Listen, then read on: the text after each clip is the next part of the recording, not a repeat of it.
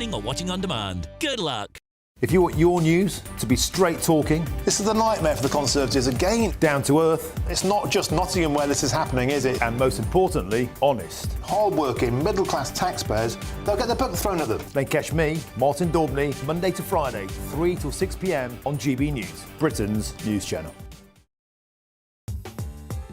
I'm Christopher Hope. From pop stars to politicians, I'll interview anybody in a pub who's got a political opinion. Join me every Friday on Spotify, Apple Podcasts, YouTube or gbnews.com, or wherever you get your podcasts. This is GB News, the People's Channel. It's Patrick Christie's Tonight, and here we do things differently. It's explaining the absolute madness of this, doesn't it? It's explosive. I mean, this is very good. It's lively. 850. Your government sat there, Sean, and it did nothing. It's controversial. And the Middle East has been in turmoil since before I was born. It's everything you need to kickstart your evening. Everyone's had their Weetabix tonight. I love to see it. That's Patrick Christie's Tonight, weeknights from 9 p.m. Only on GB News, the People's Channel, Britain's news channel. Hi there, I'm Michelle Dewberry, and I'm going to take a second to tell you all about my show, Dubes & Co. We start off with the issues of the day. We then bring in both sides of the argument. We get rid of the disrespect. And then you throw me into the mix. And trust me, I'll tell it exactly how it is. And then, of course, the magic ingredient, you at home. We mix it all together, and what have we got? In my opinion, the best debate show in town. Monday to Friday, 6 till 7 on GB News, Britain's news channel. Join me, Nana Akwe, for an informative, interactive news programme with a difference. It's fun. No, he didn't say that, though. I'm so surprised. I think there's an element of truth to that. Join me from 3 p.m. every weekend, only on GB News, Britain's news channel.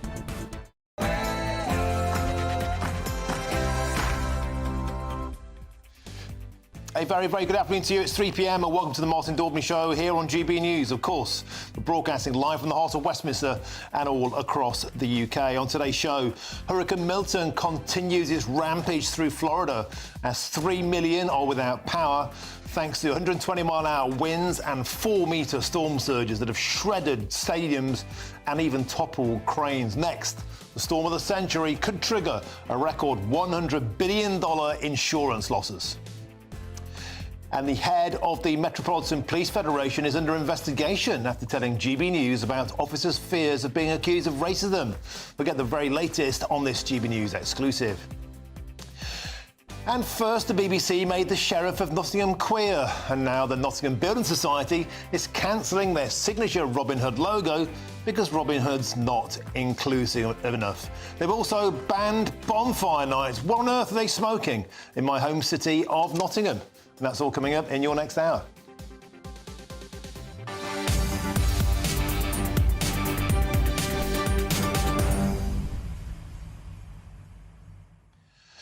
Was the show. Always a pleasure to have your company. Well, the dust is now settling on yesterday's Tory leadership debacle. That's all we can describe it as. There was a gasp in the committee room. Chris Hope, our political editor, had no idea what had just happened. And today, as the dust settles, there is set to be a fresh drama. I can't tell you what it is. Chris Hope has said he'll shoot me if I tell you what it is. We'll have to wait until that emerges. Also, Nottingham, my home city, they banned bonfire night. £38 million in the red thanks to a bungled energy scheme the city launched, backed by Jeremy Corbyn. Now, bonfire night has bit the dust because they ran out of money and they want to hit carbon targets. Of course they do. But is this another example of British traditions literally going up in smoke before our eyes? What next? Christmas, Easter, you can bet your bottom dollar they'll never cancel Pride or Eid or Black History Month. Let me know what you think. Do you think our culture is under threat by woke councils? It is Nottingham, the wokest of them all. Perhaps yours is even more woke. Let me know how. Get in touch, gbnews.com/your say. But now here's your headlines, and it's Sophia Wenser.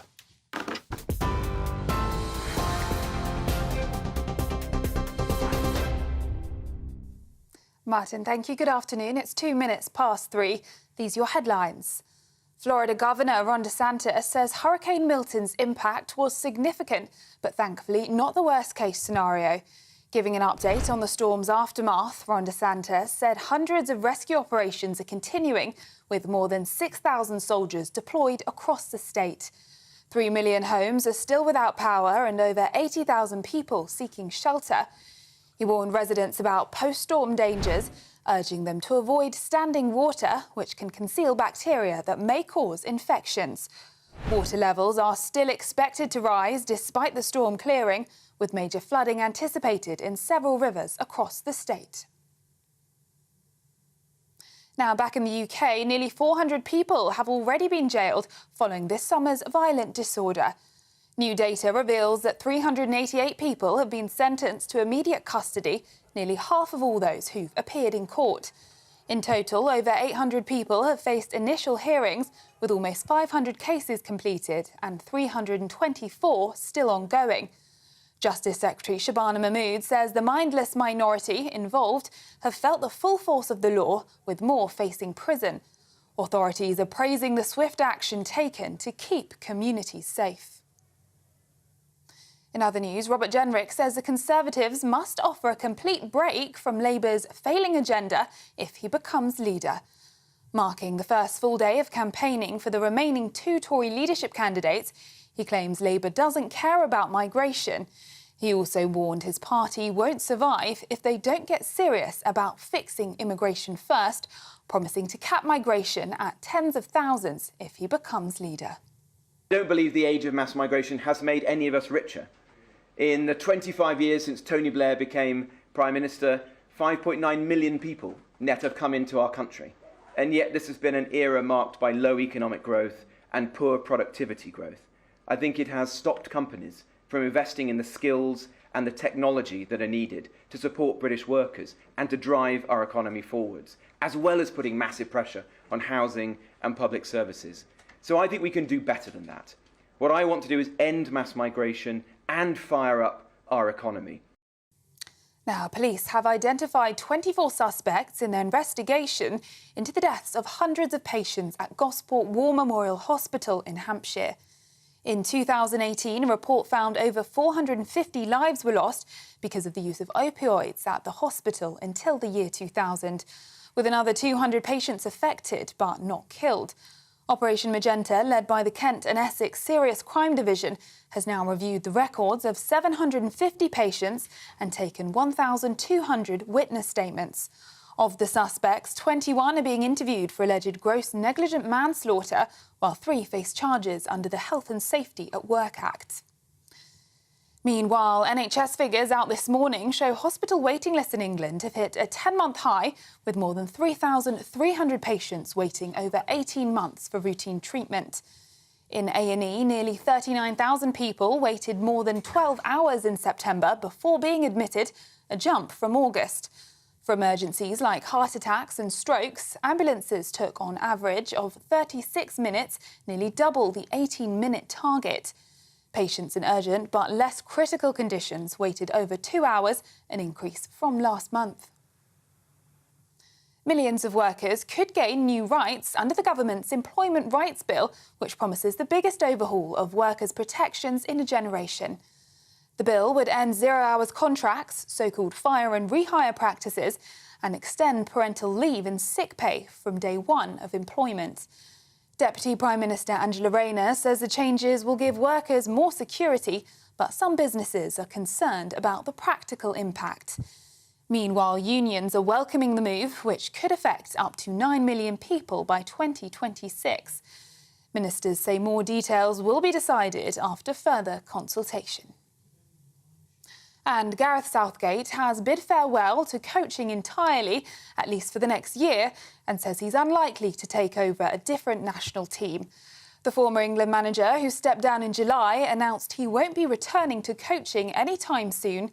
England is currently searching for his successor, with Lee Carsley as interim manager, while Southgate hinted that a return to the club of football would depend on the right opportunity. Speaking today, Southgate said he needs time to recharge. During my life, so there's no rush. I was 11 years, committed myself fully to the National Federation, and I've got lots of different experiences. You know, I won't coach in the next year for sure. I'm certain of that. I need to give myself time to make good decisions. Those are the latest GB News headlines. More in half an hour. For the very latest GB News direct to your smartphone, sign up to News Alerts by scanning the QR code or go to gbnews.com/alerts.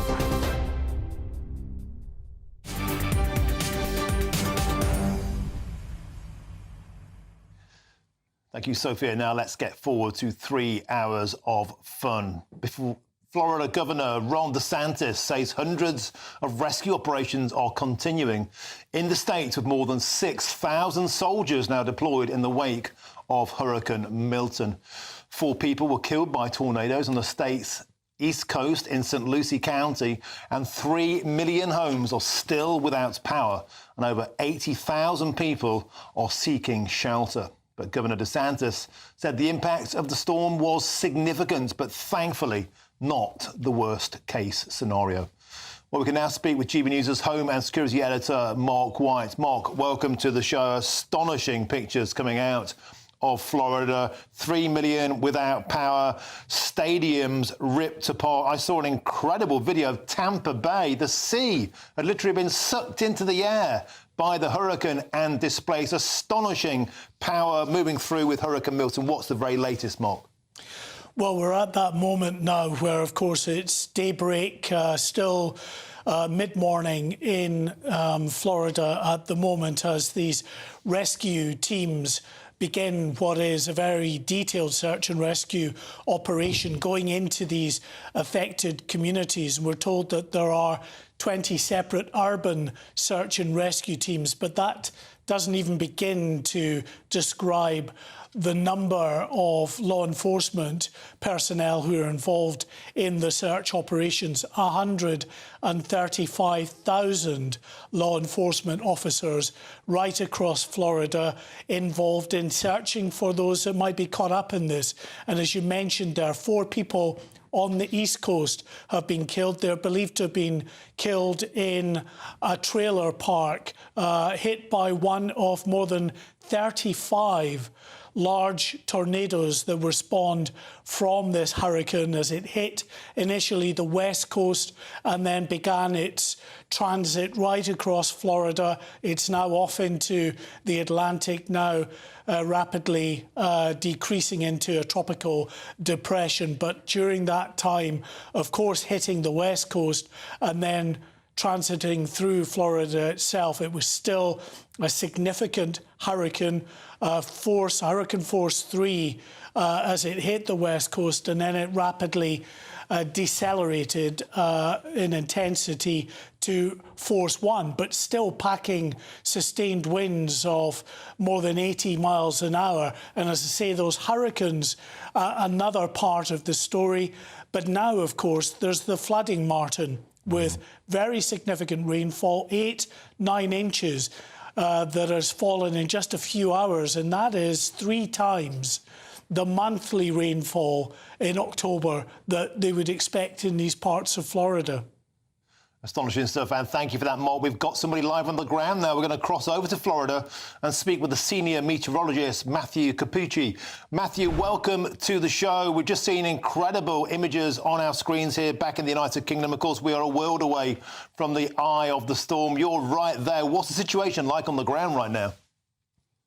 Yeah, so following up on that rainfall, even far inland, they're seeing bad flooding right now. You know, right near Tampa, there's a place called St. Petersburg. They got 5.09 inches of rain in a single hour, basically a month and a half's worth of rain in 1 hour's time. 9 inches in 3 hours, which on average is like a once-in-a-thousand-year rain event. Meanwhile, at the coastline, they saw 10 to 12 plus feet of storm surge. Where I was getting winds gusting 100 to 115 miles per hour on the backside of the storm from something called a sting jet, dry air mixing into the storm's backside, basically pulled down a very intense winds from the upper atmosphere, causing the winds to really accelerate towards the ground.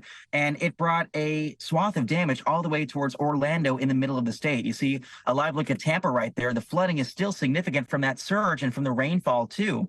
At the same time, before the storm, we had tornadoes, one of which lofted debris to 30,000 feet and may be the most strong to violent tornado on record in a tropical cyclone. And Matthew, as well as the mechanical damage, we saw cranes toppled like they were toys. We saw a baseball stadium have its roof ripped off by these ungodly forces. Now, of course, Matthew, all eyes are on the clean-up job as this storm recedes into the Atlantic and becomes a tropical storm. Some estimates, Matthew, putting the damage at nigh on $100 billion in insurance claims for businesses and for homes. Matthew, you must be well used to this in that part of the world, the devastation, the after effects, people trying to piece their lives back together. But this one seems bigger than most, Matthew. Yeah, it's pretty unusual to get a track out of the west in the Gulf of Mexico. This thing came in a very weird trajectory, which actually amplified its impacts. One thing I will say, the state of Florida does clean up incredibly well. Nobody does hurricanes like Florida. The fact that we're able to have this Zoom call because I somehow have cell service is simply stated amazing. Since 2004, when Hurricane Charlie hit back on August 13th of that year as a Category 4, the state really strengthened building codes. So interestingly, I didn't see a ton of structural damage to homes in the area, at least the homes that were above water. But I can tell you that the wind damage to infrastructure was significant. At one point, I had traffic lights flying past me. I had a part of someone's roof fly past me. And the scariest moment was when I was near a skyscraper and a cement bench from the rooftop came crashing down from, I guess 30 floors above me and hit the street below. So the wind damage will take a little while to clean up. But I have to say a lot of structures that could otherwise have been impacted survived decently intact. So Florida does a really good job with some things.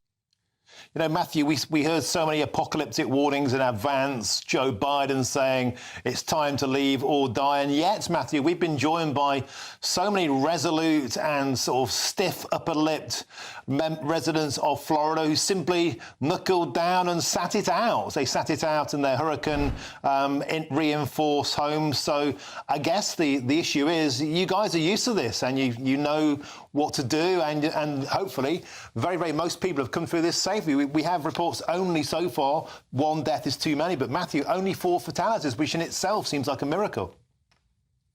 Yeah, definitely. I think people really did heed the warnings in this part of the state because 2 weeks ago we had a lesser storm come in and produce a lesser surge called Helene. And even though it was a lesser storm, it was still significant. So people said, you know what, this one's stronger. I'm getting out of Dodge. All told, Florida does get a lot of hurricanes. I think folks here are decently intelligent when it comes to, knowing when to go and when not to go. I think, however, there are a lot of folks who are a little bit stubborn. We all have survivor's bias. I mean, none of us have ever talked to someone who died in a tropical cyclone by virtue of them no longer being with us. So we've only ever heard survival stories. And I think that's the reason why, we have to really urge folks to leave when it's time. That said, I'm pretty pleased that thus far the death toll has been kept relatively low. And I hope that number stays as low as it is right now. And Matthew, in other hurricanes across the states previously, we've seen in the aftermath there has been rioting, looting even is what I meant, looting of properties. It's part of the reason that people like to stick around in Florida is to take care of their patch. Home is where the heart is and they want to make sure they keep it safe. Yeah, I mean, when it comes to evacuations, it's such a nuanced thing because you have to assume that if someone's evacuating, they have the money to do it. Evacuations are incredibly expensive because hotel prices go up. Where are you driving to? The gas prices cost a lot. You have to be able to actually have a car. A lot of people don't have a car or a reliable car that can get them hundreds of miles inland.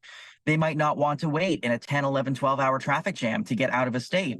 They might not be able to due to work or obligations. They might have mobility challenges. They might be elderly. They might have a litany of other things. Maybe they have pets. And so the discussion about whether or not someone evacuates isn't so black and white as, these people want to stay here and look after their home or they're just stubborn.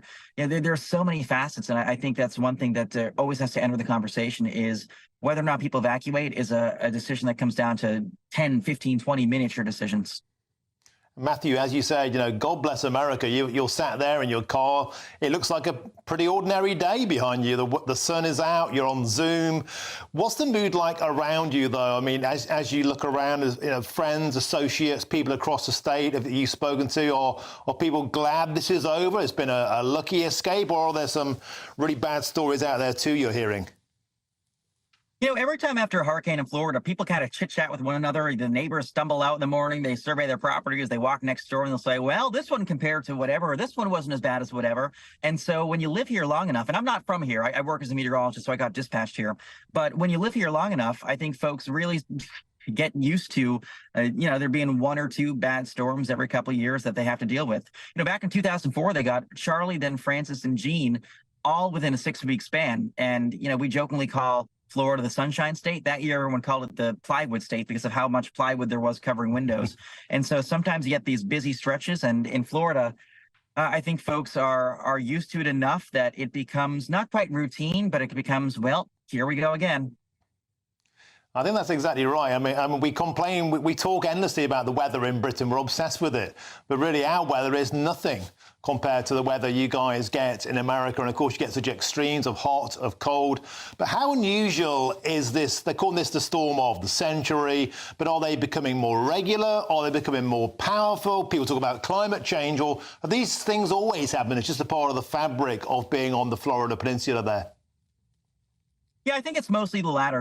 We did have the storm as a Category 5 over the open ocean. It derived some energy from anomalously warm water temperatures. But ultimately, what we saw this time around was a typical hurricane. It's September, October. It's peak hurricane season for the Gulf of Mexico. We get these things sometimes.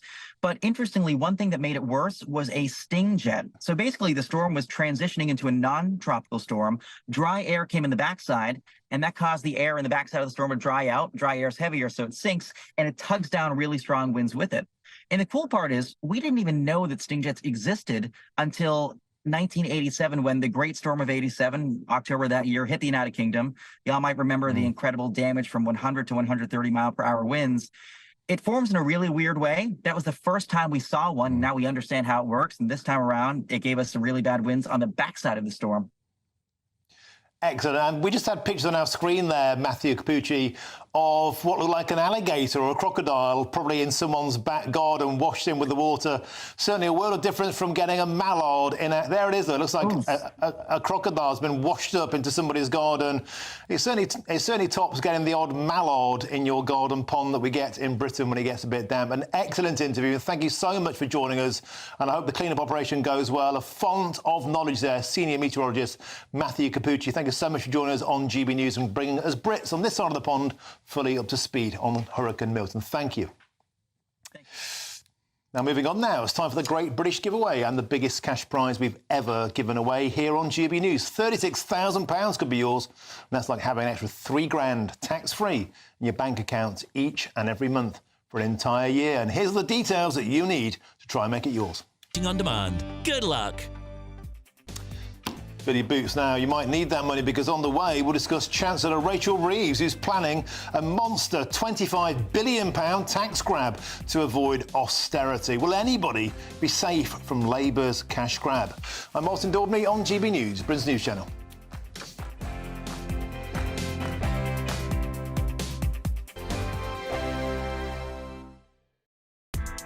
Join me, Nana Akwe, for an informative, interactive news programme with a difference. It's fun.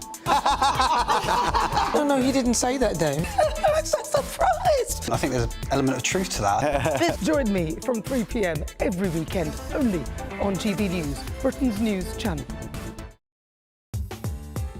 I'm Christopher Hope. From pop stars to politicians, I'll interview anybody in a pub who's got a political opinion. Join me every Friday on Spotify, Apple Podcasts, YouTube or gbnews.com, or wherever you get your podcasts.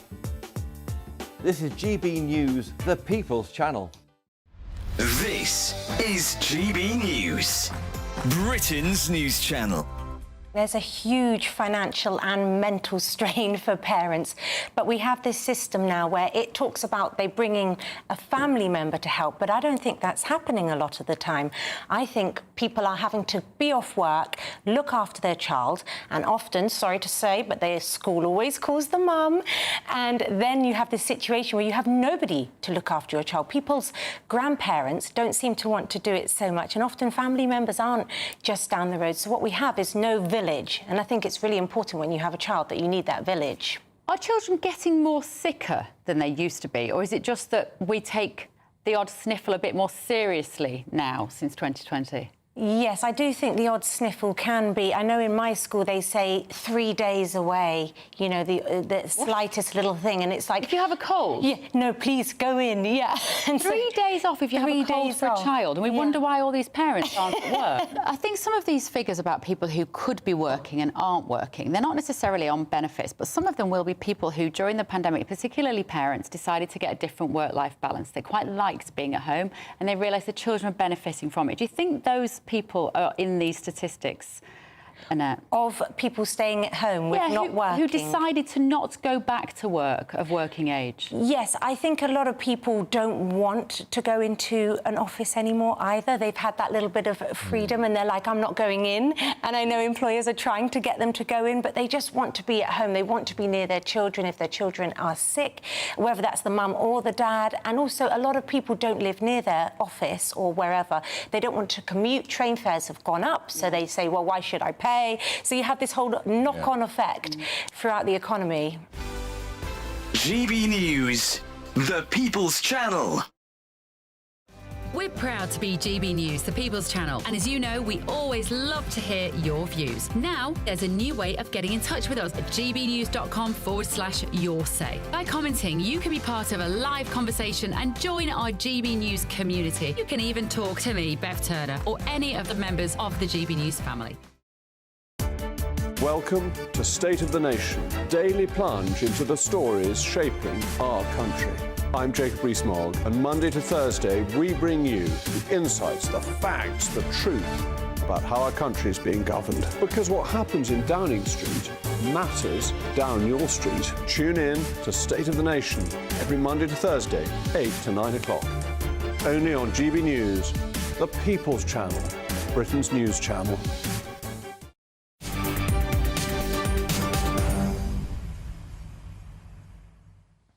Welcome back. It's 3:25. I'm Martin Daubney here on GB News. Now, the next leader of the Conservative Party will be either Kemi Badenoch or Robert Jenrick as Tory members start voting in an online ballot from today. Now, yesterday's shock results, in fact, it took our breath away here, both in the studio and Chris Hope in the hall of Westminster Hall, saw James Cleverly eliminated dramatically despite leading the previous round with reports that tactical voting completely backfired. And campaigns are intensifying with just 3 weeks to go. And in a speech this afternoon, Mr Jenrick continued to push his hardline stance on immigration. I'm joined now in the studio by that man, Chris Hope, our political editor. Chris, it was an astonishing moment 24 hours ago exactly when it came through that James Cleverly had been eliminated. In the studio, we threw our heads back. Some of us laughed, some of us cried. You were just absolutely shell-shocked. I've never seen you like it, I just roared with laughter. Laughter really at my own stupidity, that none of us have seen it coming. And laughter really at the Tory party for just doing things which you never expect. I mean, no one expected that. I've been around this Westminster for 3 decades or so, and I was there in the room when Boris Johnson pulled out in 2016 from the leadership campaign. He had a long speech at the very end. He said, "My friends, I have to withdraw from the contest." And we all went, we all breathed in. No one could believe it. And then that happened also in Committee Room 14. You heard it on TV. They all breathed in and then started laughing, because you have to laugh, because the Tory party is never straightforward, and it was witnessed last night. I mean, look at those numbers again. Kemi Badenoch, she won with 42 MPs, but she's the only candidate to go up through the polls, 22, 28, 30, 42. Jenrick himself went from 28 to 33, 31, then 41. So he went up and down, up and down. James Cleverly, of course, completely backtracked. We thought that half his votes would go to him. He'd be around 50 or 55, and then the other two would be battling in the low 30s. Instead, it was nearly 40, 40, 40, like what I'd forecast. So what do you think happened? There's all been different sorts of theories about people were lending their votes to opponents of Mr Cleverly to try and get them to be in second place. That almost certainly happened, Martin. But it completely backfired. Yes, completely backfired. What happened was he started the overnight on 39 MPs. He needed simply 2 to be in the final 2, 41. So people thought, well, the 20 up for grabs there. Tom Tugendhat will pass them to either, he'll go to 50. So some of us can mess about and favour Jenrick or Badenoch because helping him. Maybe he can find it easy to beat Jenrick and Badenoch. Let's say that as an idea. Instead, enough people did it on his own side to mean that he actually lost that altogether and came third. But anyway, today, let's move on. Today, Robert Jenrick's been making a speech today about immigration and the like. He said earlier, we can't, unless we leave the European Convention on Human Rights, our party has no future. It's leave or remain. I'm for leave, he said. He said that he'll cut carbon emissions, but not on the backs of working people. And he asked why concrete over the countryside when the real economic benefit is from building in towns. So he's trying to draw the strands of his campaign together as he goes out into the membership. I should say, by the way, all members vote from next Friday. So I've been in touch with the parties today. They say that until these membership packs are given out, no one can vote. But earlier, I asked Robert Jenrick whether he felt trying to tackle net migration, bring it down to the low tens of thousands or even a few thousand, could be at the expense of a growing economy. And here's what he had to say. I don't believe the age of mass migration has made any of us richer. In the 25 years since Tony Blair became Prime Minister, 5.9 million people net have come into our country. And yet this has been an era marked by low economic growth and poor productivity growth. I think it has stopped companies from investing in the skills and the technology that are needed to support British workers and to drive our economy forwards, as well as putting massive pressure on housing and public services. So I think we can do better than that. What I want to do is end mass migration and fire up our economy. Chris, here's what a lot of people are saying. Nigel Farage is saying it. He's starting to sound a little bit like Nigel Farage. I could give him some lessons, Nigel, kind of Josh. But he's starting to feel like he's the guy that's trying to, if you like, neutralise reform by being like reform. Is that his pitch? It seems that way, doesn't it? He's saying there you can have his cake and eat it. You can have low net migration and also grow the economy. Now, the Treasury spent years battling with the Home Office and others saying you can't. You've got to let people in legally to ensure the health service keeps working, hospitality keeps working, the rest of it, or else the economy will suffer. He's saying he's got a different model. I can make it both work. He's having his cake and eating it in a kind of Farage way without maybe the Farage charm, whatever you might call it, the Farage, way of selling a story. I mean, I think it's interesting. We haven't heard yet from Kemi Badenoch today. She's out campaigning with a Tory councillor who wants to win a local by-election. Also, she's seeing her family today and also meeting with the team. So she's starting more slowly. What that means is, I think, that Robert Jenrick is setting the agenda for the debate. He's saying it's leave or remain. Leave the ECHR with me, remain with Badenoch is what he's saying. So he's almost setting the tone of the debate before Kemi Badenoch enters the field of play. Excellent. And I believe you've got something juicy for me in the next hour. We won't mention that now because I've been warned you might shoot me. I'll mention it now. So none of us want that. It'd be good for ratings, but not good for my life. Chris Hope, as always, a pleasure. As always, thank you. Now, lots more still to come between now and 4 o'clock, including all the very latest on the head of the Metropolitan Police Federation now being under investigation after telling GB News about officers' fears of being accused of racism, cancelled for speaking the truth. But first is your latest news headlines with Sophia Wensler.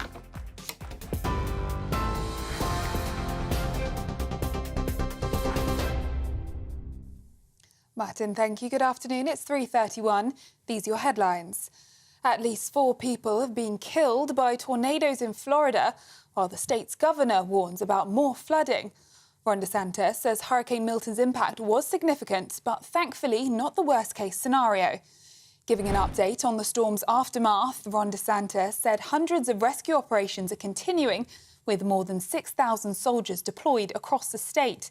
3 million homes are still without power and over 80,000 people seeking shelter. He warned residents about post-storm dangers, urging them to avoid standing water, which can conceal bacteria that may cause infections. Water levels are still expected to rise despite the storm clearing, with major flooding anticipated in several rivers across the state. Now, back in the UK, nearly 400 people have already been jailed following this summer's violent disorders.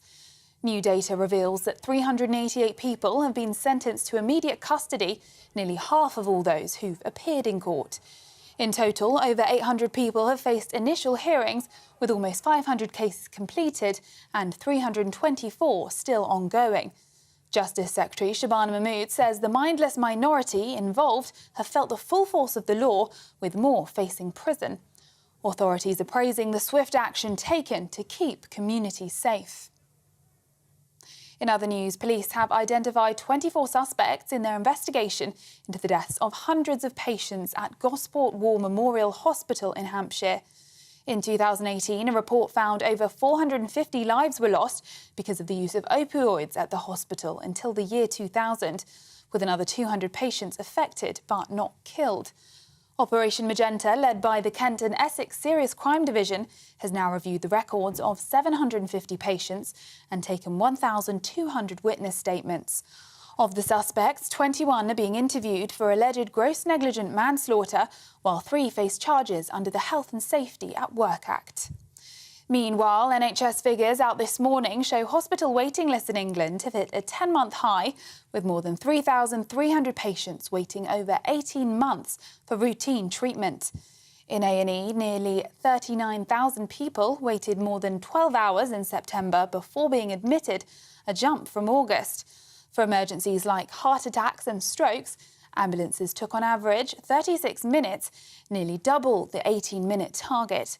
Patients in urgent but less critical conditions waited over 2 hours, an increase from last month.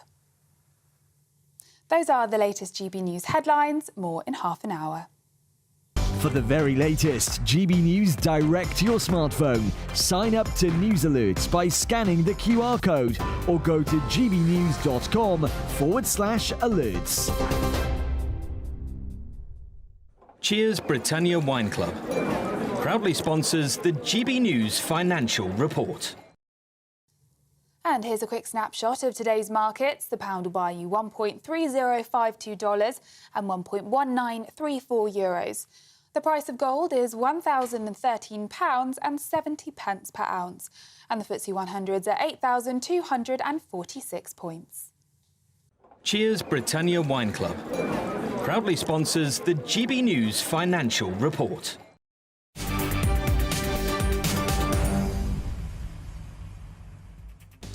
Thank you very much, Sophia. Now, if you want to get in touch with me here at GB News, then you know what to do. Go to gbnews.com/your say, and I'll read out the best of your messages a little later in the show. I'm Martin Daubney on GB News, Britain's news channel. Hello, good afternoon and welcome to your GB News weather update brought to you by the Met Office. Well, to end the week, we've got sunny spells and showers, brisk winds, particularly in the north, and it is going to be feeling cold. And the reason for this is that we're dragging in some cold air from the Arctic, and that's spreading across the country, bringing that cold feel to end the week and into the weekend. So as soon as the sun goes down this evening and that cloud clears across England and Wales, it is going to be feeling chilly. Clear skies, light winds, so likely to see a lot of frost in rural spots and perhaps even some mist and fog by the morning. A different story across Scotland, far more cloud and some showers feeding through, particularly around coastal areas, but some also feeding in inland. And amongst those showers, this could fall as sleet and snow, particularly over hilly areas.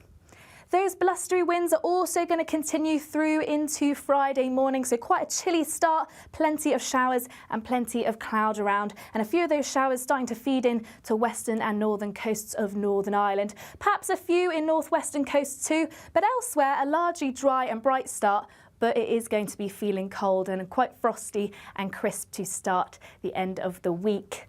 Plenty of bright spells across the country too, but it is still going to be feeling cold. Lighter winds though, so not quite as cold as it was feeling this afternoon. Once again, still plenty of blustery showers across Scotland, so quite a damp day on offer here, but elsewhere plenty of dry and bright sunny spells. As I say, temperatures are still below average, so still cold, but not as cold as this afternoon in those lighter winds, but in those those blustery winds in western parts of Scotland. That's really going to take the edge off of those temperatures. Into the evening, more of the same. Still plenty of showers moving through across Scotland, Northern Ireland, but elsewhere, plenty of clear skies. So another cold night ahead and some cold starts as we head into the weekend. Otherwise, that's it from me. Bye for now. The latest GB News travel. Good afternoon. Hello, I'm Jules Buckley. There's a queue on the eastbound M56, so away from Helsby to Runcorn. Junction 14 to 12, a collapsed manhole means queues at 2 lanes are currently coned off. Lane 1 on the southbound M5, 11A down towards 12, so away from Gloucester is closed for flooding. And there's flooding too, southbound in Nettleton in Gloucestershire. The A417 southbound blocked from the Golden Heart Inn down towards the Cowley Brimsfield roundabouts, queuing back to the Air Balloon roundabout there.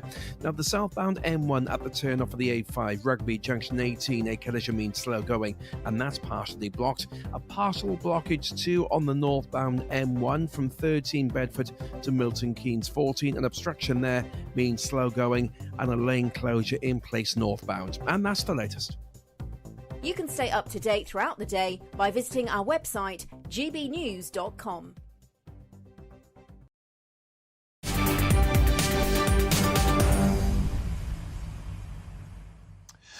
Welcome back. Your time is 3:38. I'm Martin Daubney, and of course this is GB News. Now, in just a week's time, the final two Conservative leadership candidates, Robert Jenrick and Kemi Badenoch, will be going live head-to-head on GB News exclusively October the 17th, only here on GB News. Don't miss it. Now, the Metropolitan Police Federation chairman has been suspended after telling GB News that white officers were hesitating when dealing with ethnic minority Londoners. Rick Pryor said that malicious racism investigations were causing officers to think twice before doing their jobs. Now, GB News understands that he was suspended for these comments described as discriminatory by the Federation. It's an astonishing story. And here's the man who broke it yesterday with that exclusive. It's GB News' national reporter, Charlie Peters. Charlie, another corking exclusive. It seems that telling the truth now can get you cancelled. Tell us more.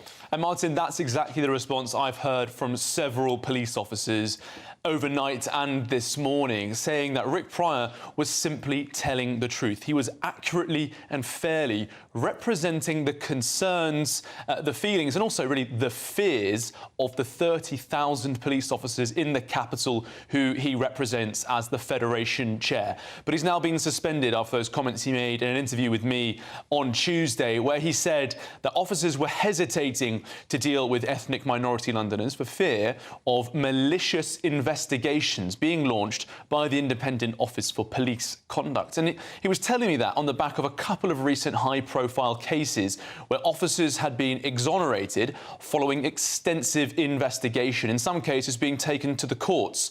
Now, one case in particular was at top of our conversation, and that was an instance where a police constable stopped a woman while he was supporting the TfL revenue protection teams in Croydon in South London. He asked to see her ticket, her bus fare. She refused. He then arrested her, and he was convicted of assault. Well, that conviction was quashed last week. But Rick Pryor told me it was an example of officers being punished for doing their jobs. And he said that the Met had failed to adequately criticise that bad behaviour. He said that was the racism of low expectations, where the Met was scared to comment on these sorts of cases. Here's a clip from the interview earlier this week. And the behaviour of certain individuals clearly falls below that of which society expects. I think it's incumbent on police leaders to support their officers who are charged with dealing with these type of incidents to come out and call out that behaviour. And I mean, the example of which I relate this to was the recent Croydon bus incident matter, where it was clear that the lady in question behaved poorly. It's a quite reasonable expectation of society that if you travel on transport, London transport, on the buses, the trains, you know that if you are asked to produce a valid ticket for travel, you show that ticket. Had that happened in this case, there would have been no incident. And so it was the behaviour of the lady in question that instigated the whole matter. Now, as I understand it, Rick Pryor has been suspended by the Police Federation of England and Wales, the national body that overlooks his federation, which is the Metropolitan Police Federation. These are essentially the trade unions of the police. It's where police officers go to get representation and support to allow them to have their concerns expressed publicly. And since breaking that story last night, Martin, I've had several serving and former police officers get in touch with me and, as I said, tell me that he was telling the truth. I've also heard from a career criminal, a former gangland kingpin called Sicarius McCarthy. He used to be a gun runner and an extortionist in the northwest of England. He said that this is a strategy that criminals are using. They know that police officers fear these vexatious and malicious investigations, and that's why they use and adopt their tactics to exploit it. So even cops and criminals coming in to agree with our reporting and find that Rick Pryor should not have been suspended. Charlie, you're exactly right. Rick Pryor is exactly right. I get contacted by former coppers and coppers all the time on the back channels who precisely underline this exact point. Half the time, they don't even bother going in to make arrests because they know the risks are so high. In fact, I was contacted by a mate of mine, a former copper in Nottingham. I might try and get him to come on tomorrow to tell his story. He's been waiting for the moment to come on. I wonder if you can ask that same question to the people who contacted you, Charlie, because this is happening. And isn't part of the problem is that if you raise these issues and you get suspended for telling the truth, it further damages the credibility of the police institution altogether, Charlie. That's right, Martin. I think I've tried today to try and get some reaction from politicians, but few seem willing to speak up on this particular case. It's former and serving police officers who are really giving me those quotes to let me know where they stand on this particular issue. I should say I've also heard from Andy George. He's the president of the National Black Police Association. He agrees with this suspension and investigation. He told me that Rick Pryor's comments were out of line and that they were discriminatory, which is, as I understand it, the cause of this investigation. It'll go on for some time now, and Rick Pryor, as I said, he'll be suspended from his duties of representing the 30,000 police officers in the Metropolitan Police while they look into this case.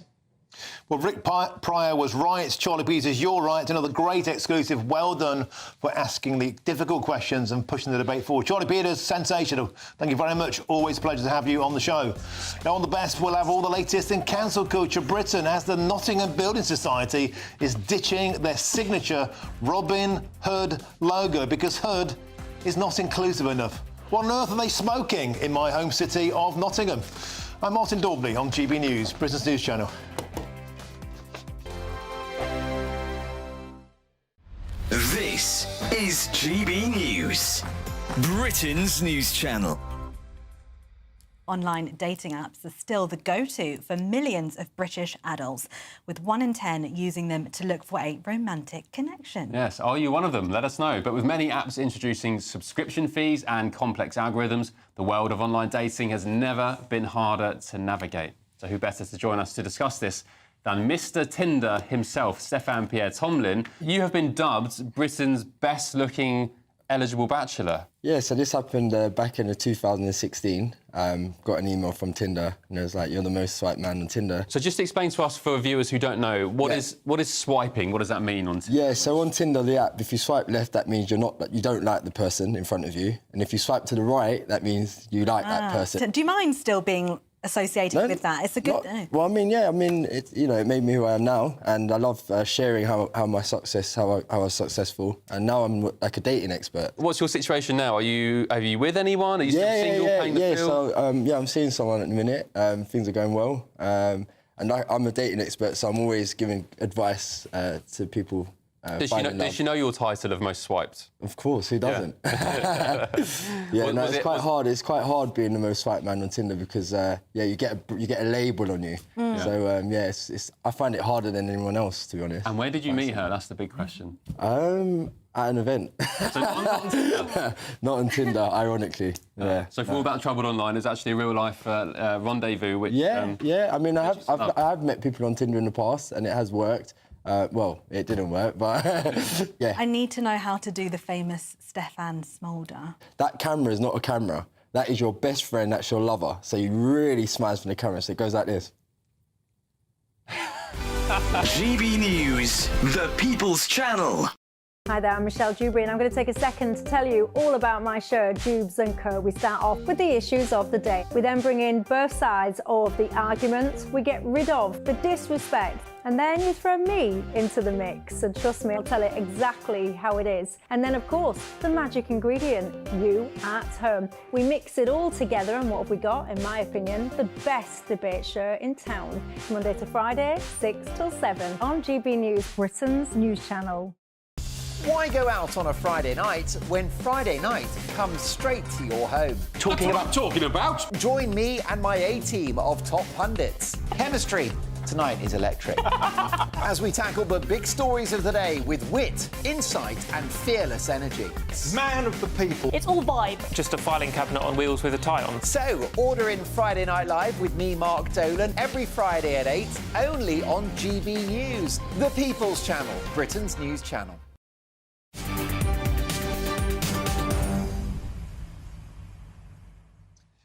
Welcome back. Your time is 3:48. I'm Martin Daubney here on GB News. Now, Nottingham Building Society have axed Robin Hood from their logo as part of a rebrand to become more inclusive.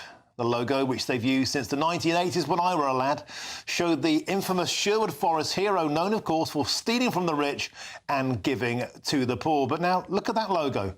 A daub from a child is replaced by a black N over a green background, a change which has been ridiculed by customers, and deservedly so. Well, let's now cross over to Nottingham and speak with GB News' East Midlands reporter, Will Hollis.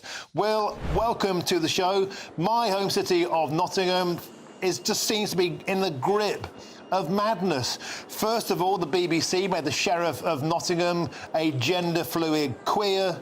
Now they've got rid of Robin Hood from the Nottingham Building Society, the building society I saved with when I was knee-high to a grasshopper. What on earth are they smoking?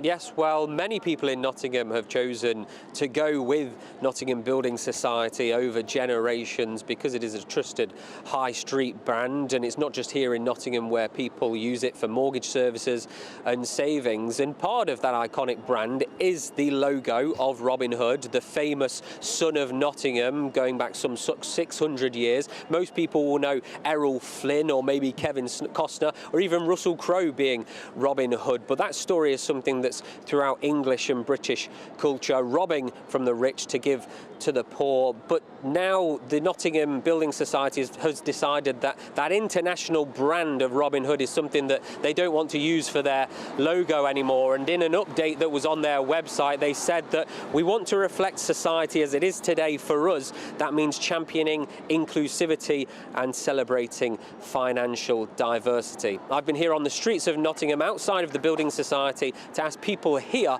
about what they think of the change. Well, no, I think I prefer to keep it, actually. Yeah, I do, because it's Nottingham's noted for Robin Hood, isn't it? Yeah. So I think it's nice to keep some things without change, for a change. I think it's very sad, actually, because we should fly the flag for Nottingham and Robin Hood. Very important. They say it's because they want to be more inclusive and diverse for their different audiences. It makes no difference. It's too, what's the word? Right on. I think if you've got a logo and it's a good logo, keep it. I'm absolutely disgusted about it. Nottingham is all about Robin Hood. We've already had Nottingham City Council give up on the tales of Robin Hood because they don't want to know about the guy. It's just amazing that this has come down. He's right. Yes, well, some people were indifferent to it. They didn't want to speak on camera, but somebody who did want to speak was one of the people that represents Robin Hood, the tour guide and actor Aid Andrews, who for many people, he epitomises Robin Hood here in the city, taking people around the city and showing them the history of Nottingham while dressed as Robin Hood. I asked him what he thought of the change. Well, it's a sad day, isn't it, when a Nottingham company, which has used the iconic Robin Hood logo for over 50 years, is dropping it. I think it's a mistake for the company to be doing that, and I think it's going to disappoint more of their customers. Well, they're using some nice flash buzz terms there. If they think that's relevant to the world, then that's for them to explore, isn't it? But I believe that losing the sense of tradition and the world-famous iconic symbol of Robin Hood, that's a sad day for Nottingham. Is it me straight away?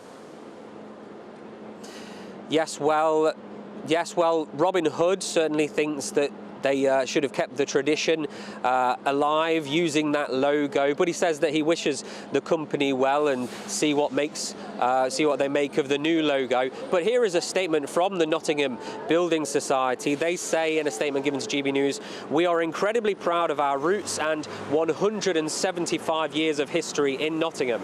We celebrate that while recognising that people today have a much broader range of financial needs than ever before, and it is important that we evolve to meet their needs. Our new brand reflects our commitment to building for the future for both our customers in Nottingham and those based right across the country. Too many hard-working people are currently excluded from traditional lending decisions, and we are determined to address this." In a conversation that I had with somebody, they said when they talk about financial diversity, they say that there are a lot of more people working as self-employed people, and they have different side hustles, and that's what they're saying. But I suppose the question from a lot of people here in Nottingham is, what does that have to do with the absence of Robin Hood from your logo?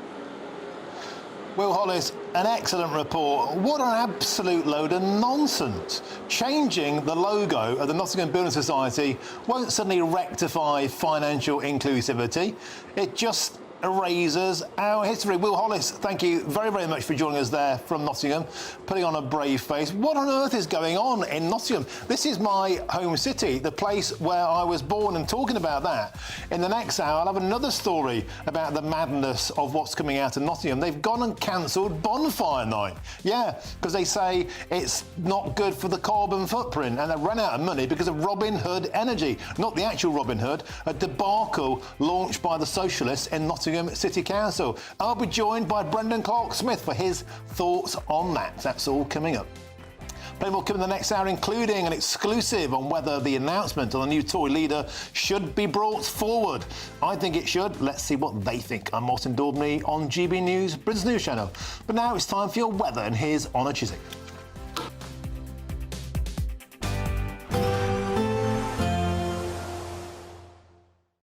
Expect a warm front, moving from the kitchen right through to the rest of the house.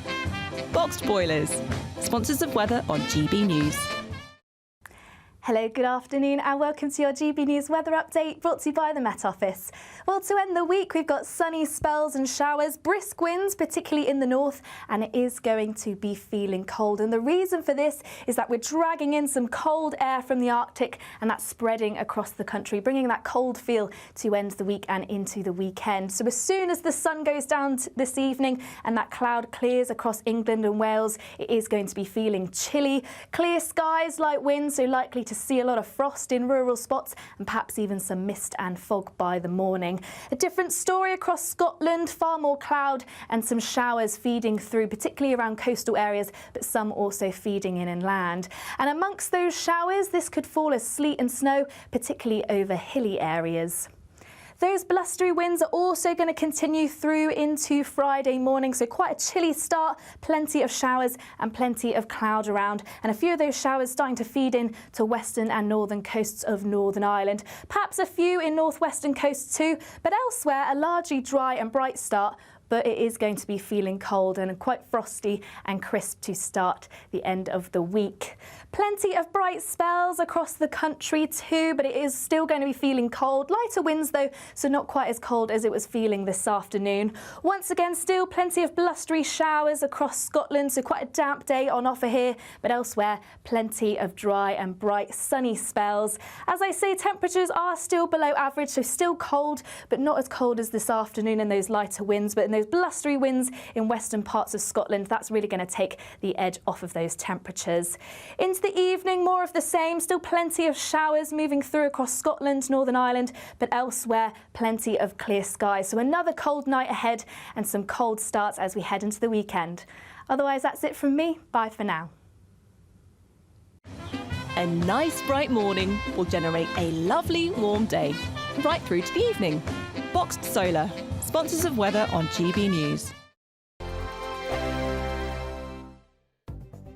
The latest GB News travel. Good afternoon. Hello, I'm Jules Buckley. Let's go to Cheshire. Queue still for the eastbound M56 this afternoon, 14 to 12. That's the Helsby turn off to Runcorn. A collapsed manhole means very slow going. Queues and 2 lanes combed off. A44 Crown East in Worcester still closed between the Bransford turn off. That's the A4103 and St Thomas Church. There's a collision there, but that's still being investigated, so that's queuing. In Swindon, the southbound A4311 closed from the Moonrakers pub down towards Headlands Grove and Slow. That's at the scene of an accident. There's one as well on the southbound M1 just around the turn for Rugby at 18, so that's partially blocked and queuing. And on the northbound M1, Milton Keynes 13 to 14, an obstruction there means partial blockage and slow. That's the latest. You can stay up to date throughout the day by visiting our website gbnews.com.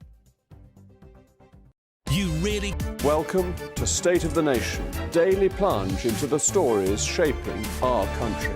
I'm Jacob Rees-Mogg, and Monday to Thursday we bring you the insights, the facts, the truth about how our country is being governed. Because what happens in Downing Street matters down your street. Tune in to State of the Nation every Monday to Thursday, 8 to 9 o'clock.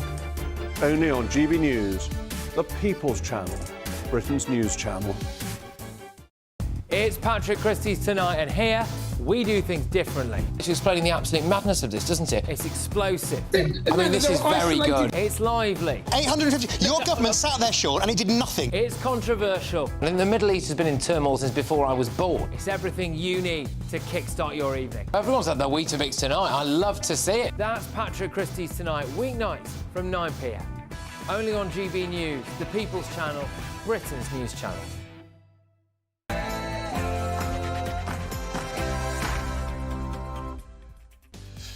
A very, very good afternoon to you. It's 4 p.m. and welcome to the Martin Daubney Show here on GB News, broadcasting live from the heart of Westminster and all across the UK. On today's show, Hurricane Milton continues its rampage through Florida as 3 million are still without power thanks to 120-mile-an-hour winds and 4-metre storm surges that have shredded stadiums and toppled cranes. And next, the storm of the century could trigger a record $100 billion of insurance losses. And the head of the Metropolitan Police Federation is under investigation after telling GB News about officers' fears of being accused of racism. We'll get the very latest on this GB News exclusive. And Nottingham City leader Nugget Khan has axed the city's traditional Bonfire night celebrations due to cost and the council's ambition to be carbon neutral by 2028. Are woke councils setting fire to British heritage? That's all coming in your next hour.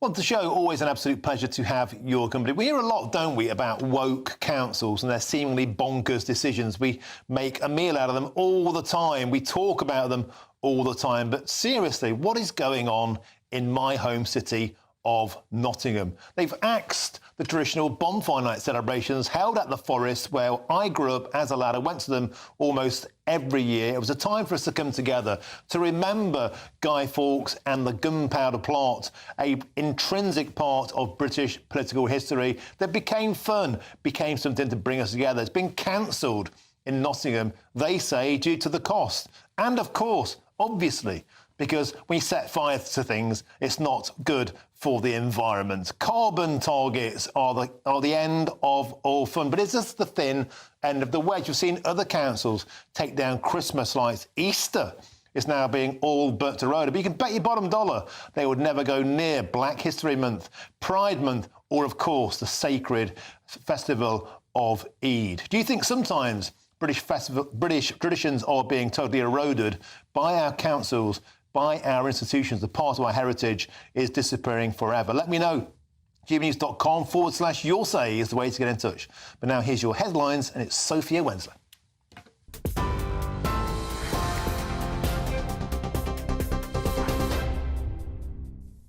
Thank you, Martin. Good afternoon. It's just gone 4 o'clock. These are your headlines. At least 4 people have been killed by tornadoes in Florida, while the state's governor warns about more flooding. Ron DeSantis says Hurricane Milton's impact was significant, but thankfully not the worst-case scenario. Giving an update on the storm's aftermath, Ron DeSantis said hundreds of rescue operations are continuing, with more than 6,000 soldiers deployed across the state.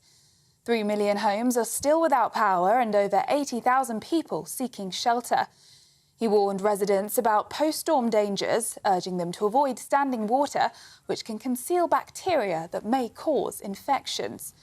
Water levels are still expected to rise despite the storm clearing, with major flooding anticipated in several rivers across the state.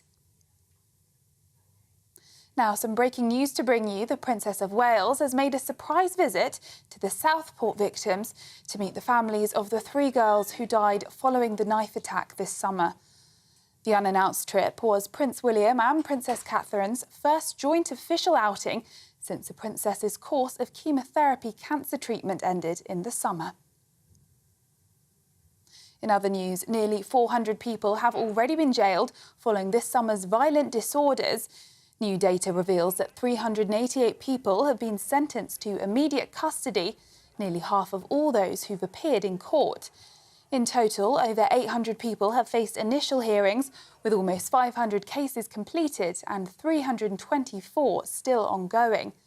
Justice Secretary Shaban Mahmood says the mindless minority involved have felt the full force of the law, with more facing prison.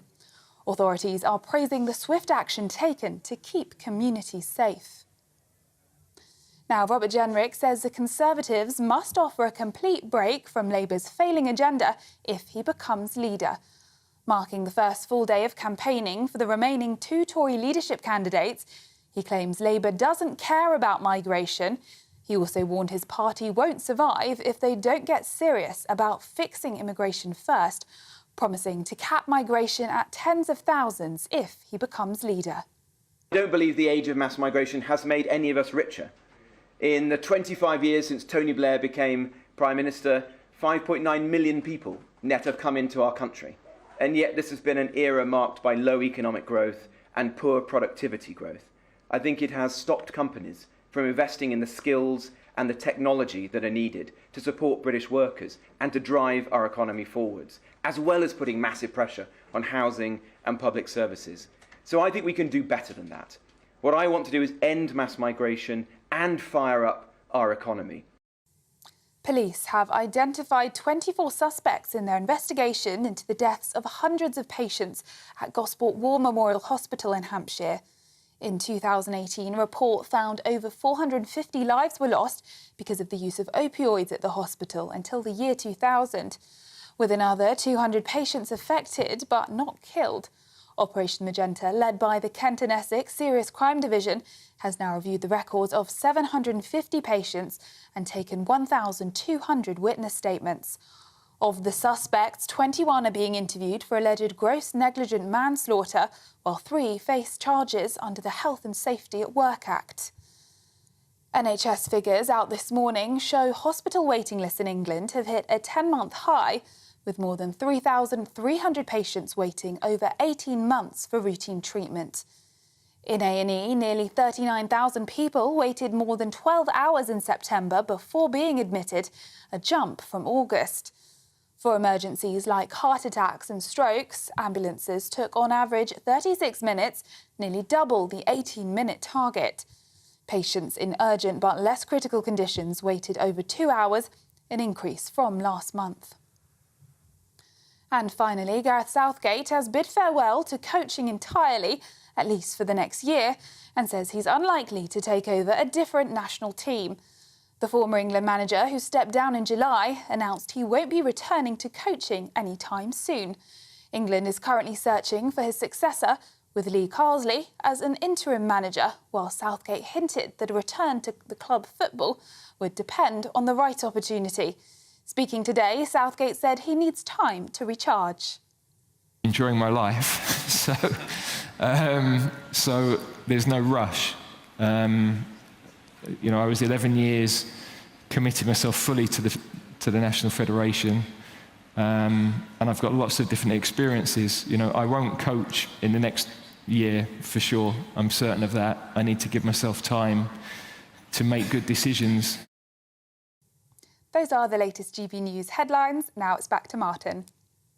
For the very latest GB News direct to your smartphone, sign up to News Alerts by scanning the QR code or go to gbnews.com/alerts.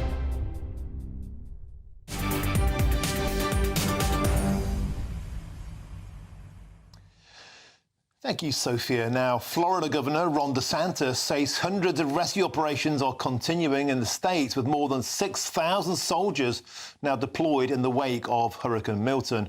4 people were killed by tornadoes on the state's east coast in St. Lucie County, and 3 million homes are still without power and over 80,000 people seeking shelter. But Governor DeSantis said the impact of the storm was significant, but thankfully not the worst-case scenario, but warned that more flooding is expected in coming days. Let's get the very latest now with GB News' Homeland Security Editor, Mark White. Mark, so now the storm is moving through and turning into a tropical storm, as you told us earlier. It seems to have wreaked its worst, but in its wake, Mark, could be $100 billion worth of insurance losses. What's the latest? Yeah, I just lost you just now, Martin. But as far as the ongoing operation is concerned, it is now, of course, search and rescue. There are multiple calls for help that are being made by people in buildings, trapped in buildings with rising floodwater.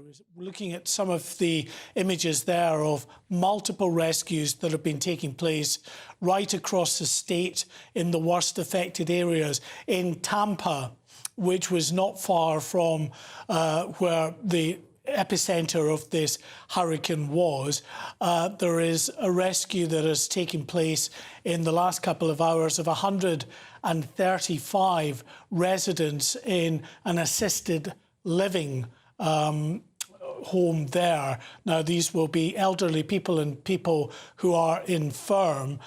Quite why they were still there and not evacuated, given that evacuation order, we don't know. But the rescue services got in there, have removed them to safety. But President Biden has just posted on the social media platform X to warn people to stay indoors, or if they've evacuated from the area, to stay away from the area in the time being, for the time being, because we've got the likes of power lines that are down, a lot of buildings that may not yet be secure, and a lot of rubble on the streets. And in particular, the flooded areas are of real concern because it's potentially deep, muddy water. You can't really see what's underneath the water. There are potential storm drains that may be uncovered that people could fall into.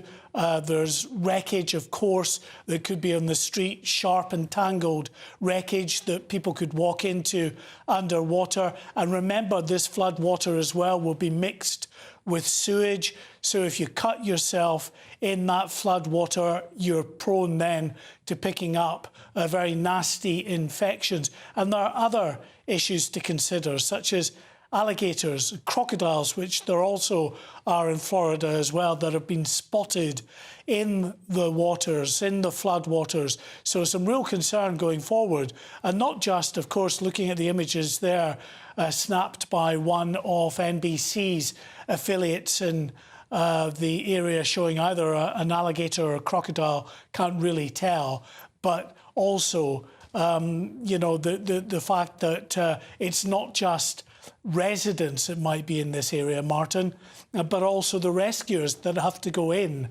to try to ensure that areas are properly searched. They could be at risk from these alligators and crocodiles in the sea. So very much still an ongoing search and rescue, far from safe, even though the storm has passed through and out into the Atlantic as those rescuers continue that search operation.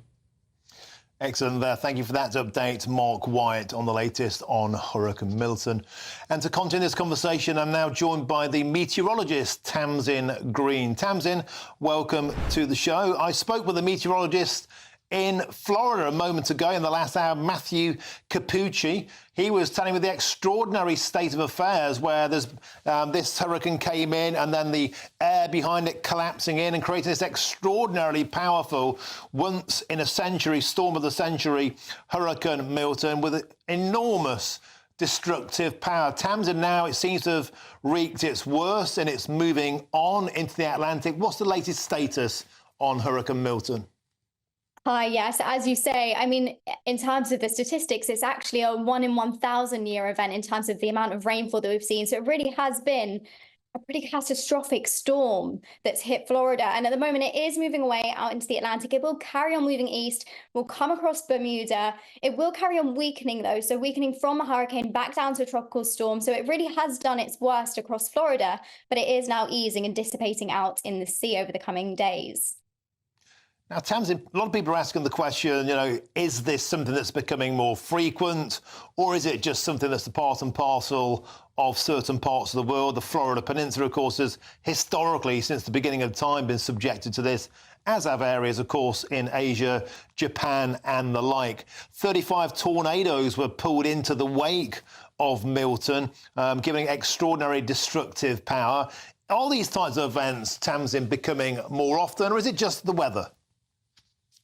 Well, in terms of the weather this year, the National Hurricane Center predicted it to be an above normal season. So an active season for a combination of reasons, part in play due to La Nina being in force, which allows hurricanes to form easier and leads to greater occurrence of hurricanes, warmer sea surface temperatures. But all of that is also attributed to the larger picture of climate change. The Gulf of Mexico, for one, along with the Atlantic Ocean as well, the Gulf of Mexico is several degrees above normal for what it should be and has been for the majority of the year above the 2013 to 2023 average. So, you know, it's certainly a sign of the times for sure.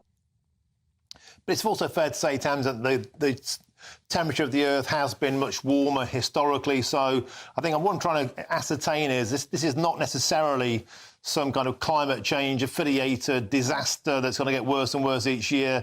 But the world is very complex and it throws difficult weather at us and always has done and always will do. It is, absolutely. But what climate change will do will increase the frequency and severity of those storms. It will increase the frequency and the severity of something like rapid intensification, which is what we saw Hurricane Milton undergo. And that basically intensifies a storm really, really quickly. And that makes it a lot harder for communities, particularly coastal communities, to be able to prepare in enough time. And that can then have much more devastating impacts. OK, superb stuff. Thank you very much for joining us. That was the meteorologist Tamsin Green. Thank you very much for joining us on the show for the very latest there on the situation in Florida with Hurricane Milton. And as I said, the $100 billion cleanup operation will now begin. To saw some dramatic imagery there of old people. If you know Florida, if you've been to Florida, you will know it's a great retirement state. A lot of old folk go there to the Sunshine State. That's why it's called that, to go for their elder years. And so seeing elderly people being vacated from a premises like that is greatly concerning.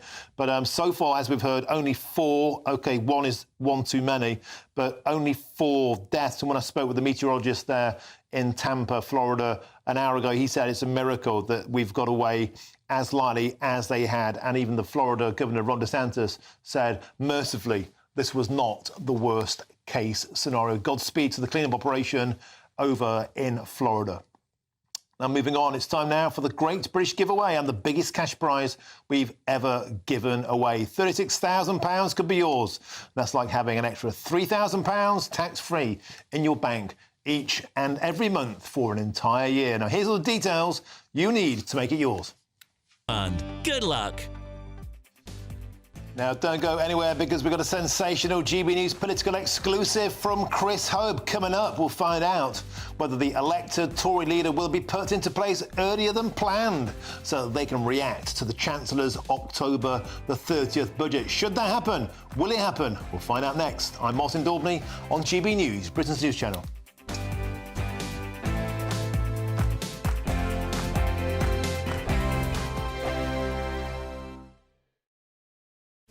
This is Britain's Newsroom, where your voice matters. It's just astonishing. With expert analysis and honest opinion, we don't just keep you informed. We bring you unique perspectives you won't see anywhere else. Can't argue with any of that. When the news happens, It happens here.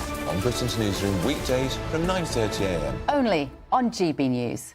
This is GB News, Britain's news channel. We are now delighted to be joined by comedian and my beautiful friend, Francine Lewis, who's here to share with us her upcoming book, The Last Laugh, and an exciting competition in collaboration with none other than that mean Simon Cowell. Francine? He's not so mean anymore. Oh, is he not? He's not. And do you know what? Since having a child, is it maybe? Definitely. It's really weird because I really liked Simon. He was nasty. I just found that, I don't know, quite sexy. Now he's way too nice. Way too nice. That's what they say, isn't it? You get all the nice guys say, I never get any luck with women, and they always say I'm too nice. Do you know what? The truth is, I've always thought Simon was lovely. He's such a nice guy. Like, when I was doing Britain's Got Talent, I was very, very excited, you know, to meet Simon again because it was the second time I'd actually met him. And I always thought he was such a charming, lovely man. Of course, you are more recently well known for BGT and your impressions and whatnot. Do you know what? I do watch a lot of reality TV, a lot of that sort of stuff. What do you watch? I love Tory, whenever it's Love Island's on. Seriously, honey, it's 100% definitely. You got to watch Essie. It's all about Tory. Love it, seriously.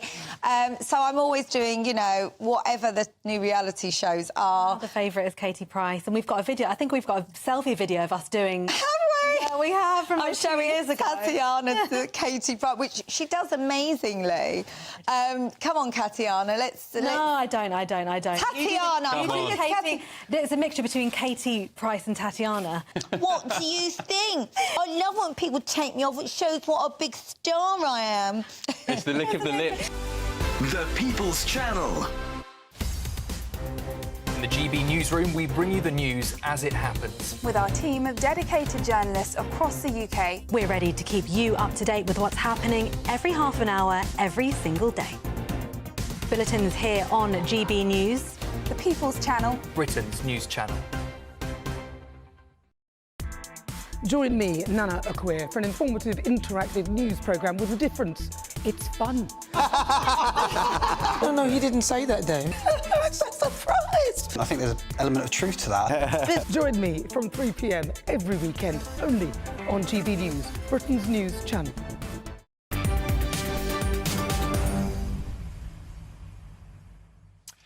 Welcome back. Your time is 4:21. I'm Martin Daubney, and of course, this is GB News. I've got some breaking news just coming up for us in the last couple of minutes, and the Princess of Wales has made a surprise visit with Prince William to meet the bereaved families of the Southport stabbing victims. And the unannounced trip to Merseyside was William and Kate's first joint official outing since, of course, the Princess's course of chemotherapy cancer treatment ended in the summer. And GB News' royal correspondent has the latest. Breaking news from Kensington Palace. The Princess of Wales has undertaken her first engagement, public engagement, outside of London since starting cancer treatments. The Princess has privately visited the families of the Southport attack victims, as well as meeting emergency responders who responded to that attack in Merseyside. Now, I understand that the Princess was very keen to join her husband, who also attended this engagement, to make sure that the families feel that they will never be forgotten, as well as the Southport community itself. And she wanted to, I understand, show her support, empathy and compassion for the local community of Southport. Now, the Princess has already told us that she has completed her course of preventative chemotherapy, and it's understood that she was going to try and carry out a light programme of engagements between now and Christmas. And that is a sense of what we have seen happen here today, travelling up from London to Merseyside, showing her support for the Southport community in front of news cameras, in front of photographers. It's understood she very much hopes to attend the Remembrance Sunday service here in London in November, and she is continuing her planning for her Christmas Carol concert at Westminster Abbey. Wonderful stuff there from Wills and Kate. Now, after yesterday's shock result in the Tory leadership contest, where previously in the lead, James Cleverly was dramatically eliminated, and Robert Jenrick and Kemi Badenoch were voted through to the final two. But question marks continue over whether the announcement of the new leader should be moved forward in order to respond to Chancellor Rachel Reeves's budget at the end of the month. That's the question, and now I'm going to put to GBNews political editor Chris Hope. You got some meat for us. Well, that very question I put to Bob Blackman, the chairman of the 1922 Committee of Backbench Tory MPs. He announced the results 24 hours ago. He's been speaking to me in the past hour or so, and here's what he had to say. What do you think of colleagues who may have been lending votes here and there, and how does the favourite overnight get kicked out half a day later? Well, we can all have conjecture about what happened and why. And I noticed your reaction when I announced the results. I couldn't believe I was laughing at myself for messing it up. I couldn't believe how wrong we'd been. Well, but everyone was wrong. So. Exactly, and the fact of our position on Tuesday when James came top of the poll and then went backwards on Wednesday is hard to understand. Equally, how Tom Tugendhat's votes went from 20 votes for him on the Tuesday, almost distributed amongst Rob Jenrick and Kemi Badenoch. That was a surprise, I think, for everyone. But that's the way that colleagues chose to vote. Yeah. Now, I have to say, if I'm looking at this analytically, I'm thinking that maybe the camp that was supporting James was a bit complacent. Maybe they tried to game the system. And as I always said, you try and game the system in an electorate like this, you have high risk. It's the most spectacular reversal, I think, since I was in the room for Boris Johnson pulling out in 2016. No one saw that one coming, and the same again yesterday. Where next, then? Robert Jenrick wants to end this contest early, so he, if he's leader, or Kemi Badenoch, I suppose, can take on the battle of the budget when it's announced by Labour October 30th. Will you do that? I think Kemi Badenoch was against that when we asked last week. Let me be very clear. We're not going to change the timetable that suits either candidate. The reality is this. We've got to get our membership packs, the voting packs, out to every single member. Those are going to go out by post next week. On Tuesday, is it? Tuesday or Wednesday. It depends on printing deadlines and so on. They should arrive by Friday or Saturday. Obviously, they'll have had the opportunity, hopefully, of watching a televised debate, which I think you're adjudicating, as it were. That's right, GBNews. Yep. So you'll be putting that before people vote. And we've got to get those voting packs to everyone so they can vote either electronically or post their ballots back. We've also got to get them to people who are living abroad, who are Conservative members. And there may be postal problems. We are used to this. And if there are, we've got to send out replacement packs. Were we to bring forward the contest, the huge risk to us is that not all members would have the right to vote or chance to vote. So we are not going to risk a position whereby members who are legitimately wanting to vote in the leadership contest, some may choose not to vote. That's up to them. We don't want to run the risk that people could say, my voting pack didn't arrive, I'm not been able to vote for the leader. We want to make sure everyone gets the right to vote. And that would be a huge risk if we brought the contest forward.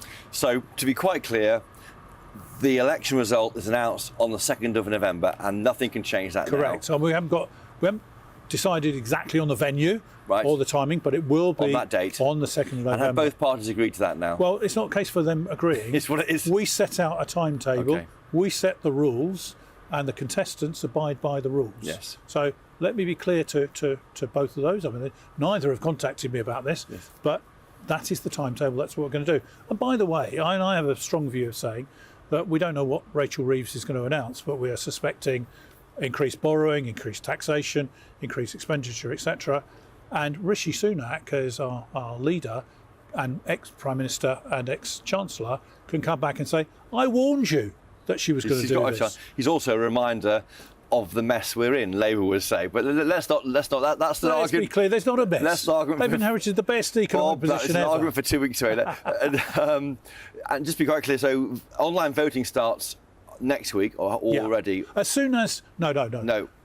Basically, members will receive a pack, which will include a letter from me with instructions about how to vote electronically, the manifestos of both candidates, a ballot paper if they wish to vote by post, and then obviously they can then register their vote electronically, or they can fill in their postal ballot and return it and pay the postage, by the way, to return it to us to register that vote. If they vote electronically, members pay. Well, no, members are going to, if they want to do a postal vote, they've got to cover the cost. If they want to vote electronically, it's free of charge. And just finally, looking forward, are you going to amend the rules to secure this new leader in post for a bit? Because the rules currently, 15%, is it, of MPs can trigger a vote, and that's going to be low 20s. Yeah, the fact is, there's general agreement that the threshold for calling a confidence vote in the leader is far too low, given the circumstances, particularly because the rules are constructed at a time when we had far more MPs. And so the reality is, we don't want a leader to feel threatened, particularly in the first year or so. Well, there's no challenge allowed in the year. So in other words, whoever is elected leader under the existing rules could not be challenged until the 3rd of November 2025. That's it. Now, we will amend those rules to actually increase the threshold, and we're going to look at various. Well, I'm not 20%. I'm not going to say what it's going to be, but it'll be.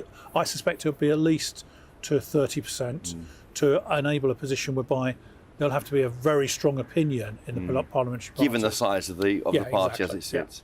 Well, and equally, we're going to look at whether we should look at a different position in opposition to when we're in government, because the reality is that there's one thing to replace a leader in opposition, quite another to replace a prime minister, and unfortunately, as you know, we've been through that a couple of times. So it's all going to be calm in the Tory world for a bit. Indeed. If you can make it happen. Bob Blackman, Chairman of the 22 Committee, thank you for joining us today on GB News. Thank you. Thank you. Well, the Raven has the last word there, but it's almost an ominous omen, as it were. So 2 main takeaway points from that excellent interview. First of all, there's no chance the leadership will be the leader announced will be brought forward to the 30th, so that won't allow the new leader to respond to the Chancellor's statement. That might be a missed opportunity to some. And the second line, very interesting. Tell us about that. That's right. This party is now sick of leadership contests. Maybe we all are. I think some people are, certainly. They're going to lift the threshold to force a vote of no confidence in a leader from 15% of the backbench party to 30%. What that means in numbers, currently, because there's so few Tory MPs, 121, 18 could have forced a vote of no confidence. That'll be lifted to at least 30%, i.e. 36 MPs required to force a vote. So that's nearly a quarter of the party required to get a vote of no confidence. And they'll look at amending it so if the party's in government, it's even harder. I think the Tory party finally is recognising, maybe like we all have, we're a bit tired of the drama. But 18 MPs, that's a piffling amount. That could be anarchy. But to make it hard, a minibus. Yeah, but to make it harder to get rid of a bad leader, is that a good thing? Well, I think it shows, it gives them some security. The new leader, Kemi Badenoch or Robert Jenrick, cannot be challenged for the first year in post till the 3rd of November 2025. And then added to that, they're going to double this threshold. It's a good thing, I think, to secure this for people who just think this party is a bit of a joke in terms of swapping leaders. And very quickly, got about 30 seconds. Do you think it's a mistake to delay the leader being announced to November the 2nd? It would have been very dramatic politically to have gone straight in on the 30th. In that interview, he goes through reasons why not. They feel that the ballots go out next Tuesday. The GBNews event for leaders is on Thursday. They vote Friday, Saturday.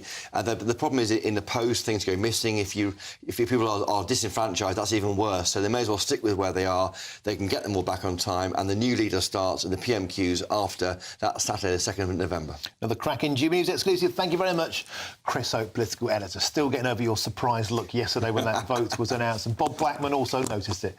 Now, still lots more to come between now and 5 o'clock, including all of the latest on the head of the Metropolitan Police Federation now being under investigation after telling GB News about officers' fears of being accused of racism. He was speaking the truth and he was cancelled. But first, here's your latest news headlines with Sophia Wensler.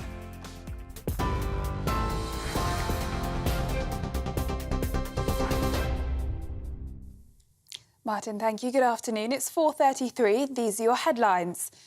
At least 4 people have been killed by tornadoes in Florida, while the state's governor warns about more flooding ahead. Ron DeSantis says Hurricane Milton's impact was significant, but thankfully not the worst-case scenario. Giving an update on the storm's aftermath, Ron DeSantis said hundreds of rescue operations are continuing, with more than 6,000 soldiers deployed across the state. 3 million homes are still without power and over 80,000 people are seeking shelter. He warned residents about post-storm dangers, urging them to avoid standing water, which can conceal bacteria that may cause infections. Water levels are still expected to rise despite the storm clearing, with major flooding anticipated in several rivers across the state. And back in the UK, nearly 400 people have already been jailed following this summer's violent disorder. New data reveals that 388 people have been sentenced to immediate custody, nearly half of all those who've appeared in court. In total, over 800 people have faced initial hearings, with almost 500 cases completed and 324 still ongoing. Justice Secretary Shaban Mahmood says the mindless minority involved have felt the full force of the law, with more facing prison. Authorities are praising the swift action taken to keep communities safe. Meanwhile, police have identified 24 suspects in their investigation into the deaths of hundreds of patients at Gosport War Memorial Hospital in Hampshire. In 2018, a report found over 450 lives were lost because of the use of opioids at the hospital until the year 2000, with another 200 patients affected but not killed. Operation Magenta, led by the Kent and Essex Serious Crime Division, has now reviewed the records of 750 patients and taken 1,200 witness statements. Of the suspects, 21 are being interviewed for alleged gross negligent manslaughter, while 3 face charges under the Health and Safety at Work Act. And finally, the Princess of Wales has made a surprise visit to Southport to meet the families of the 3 girls who died following the knife attack this summer. The unannounced trip was Prince William and Princess Catherine's first joint official outing since the princess's course of chemotherapy cancer treatment ended in the summer. Those are the latest GB News headlines. More in half an hour. For the very latest GB News direct to your smartphone, sign up to News Alerts by scanning the QR code or go to gbnews.com/alerts.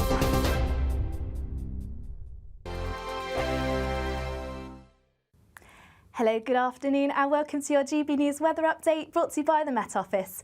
Well, to end the week, we've got sunny spells and showers, brisk winds, particularly in the north, and it is going to be feeling cold. And the reason for this is that we're dragging in some cold air from the Arctic and that's spreading across the country, bringing that cold feel to end the week and into the weekend. So as soon as the sun goes down this evening and that cloud clears across England and Wales, it is going to be feeling chilly. Clear skies, light winds, so likely to see a lot of frost in rural spots and perhaps even some mist and fog by the morning. A different story across Scotland, far more cloud and some showers feeding through, particularly around coastal areas, but some also feeding in inland. And amongst those showers, this could fall as sleet and snow, particularly over hilly areas. Those blustery winds are also going to continue through into Friday morning, so quite a chilly start, plenty of showers and plenty of cloud around, and a few of those showers starting to feed in to western and northern coasts of Northern Ireland. Perhaps a few in northwestern coasts too, but elsewhere a largely dry and bright start, but it is going to be feeling cold and quite frosty and crisp to start the end of the week. Plenty of bright spells across the country too, but it is still going to be feeling cold. Lighter winds though, so not quite as cold as it was feeling this afternoon. Once again, still plenty of blustery showers across Scotland, so quite a damp day on offer here, but elsewhere plenty of dry and bright sunny spells. As I say, temperatures are still below average, so still cold, but not as cold as this afternoon in those lighter winds, but in those blustery winds in western parts of Scotland, that's really going to take the edge off of those temperatures. Into the evening, more of the same, still plenty of showers moving through across Scotland, Northern Ireland, but elsewhere plenty of clear skies. So another cold night ahead and some cold starts as we head into the weekend. Otherwise, that's it from me. Bye for now.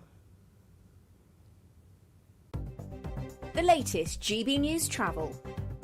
Good afternoon, I'm Jules Buckley. There's a vehicle undergoing a tyre change for the M62. If you're heading eastbound, a lane closure in place. Lane 1's coned off Rishworth Moor to Huddersfield. Junction 22 to 23 looking slow past the scene. There's big delays eastbound for the M56. Junction 14 to 12. That's Helsby to Runcorn, queuing for about 80 minutes. 2 lanes coned off there. There's a collapsed manhole causing big delays back towards the M53. Looks like there's queues southbound on the M42 as well. Off Church at 2 down towards Bromsgrove at 1, looking slower than normal on that southbound side. And in Somerset in Salford, the Bath Road, the A4, it's blocked at the moment between the junction with Rodney Road and the car dealership there, so queuing both ways, and that is at the scene of a collision this afternoon. And for now, that's the latest. You can stay up to date throughout the day by visiting our website gbnews.com.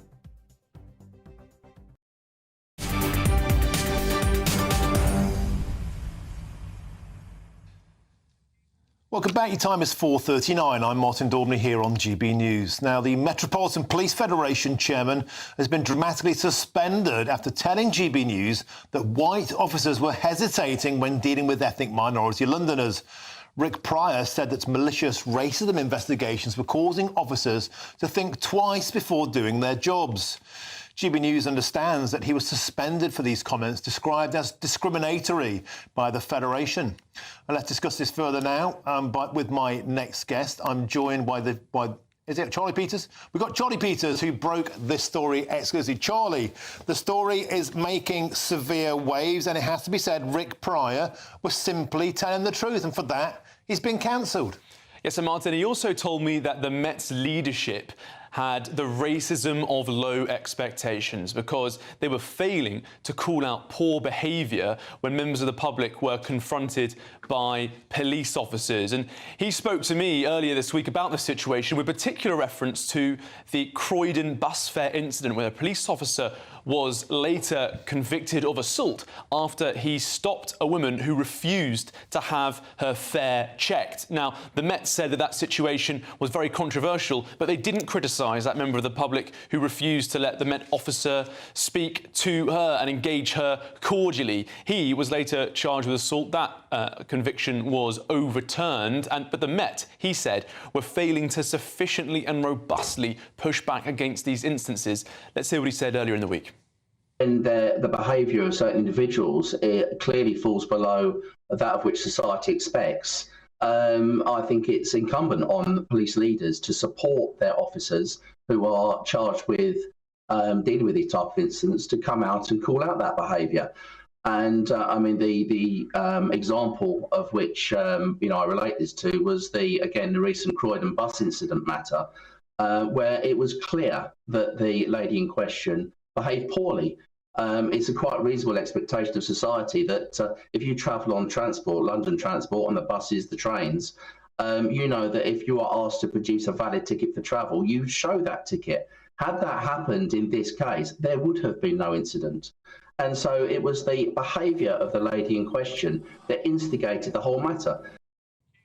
Strong words there from Rick Pryor, suspended now by the Policing Federation of England and Wales for those comments. We understand because they've been described as discriminatory. Well, many officers overnight and this morning telling me that actually Rick Pryor was telling the truth. He was saying what his members are concerned by. And Martin, I've just got a breaking line to bring you on this story. Toby Young, the director of the Free Speech Union, has told me that his organisation has offered its support to Rick. He said that suspending Pryor because he gave a voice to a point of view shared by thousands of Metropolitan Police officers is completely absurd.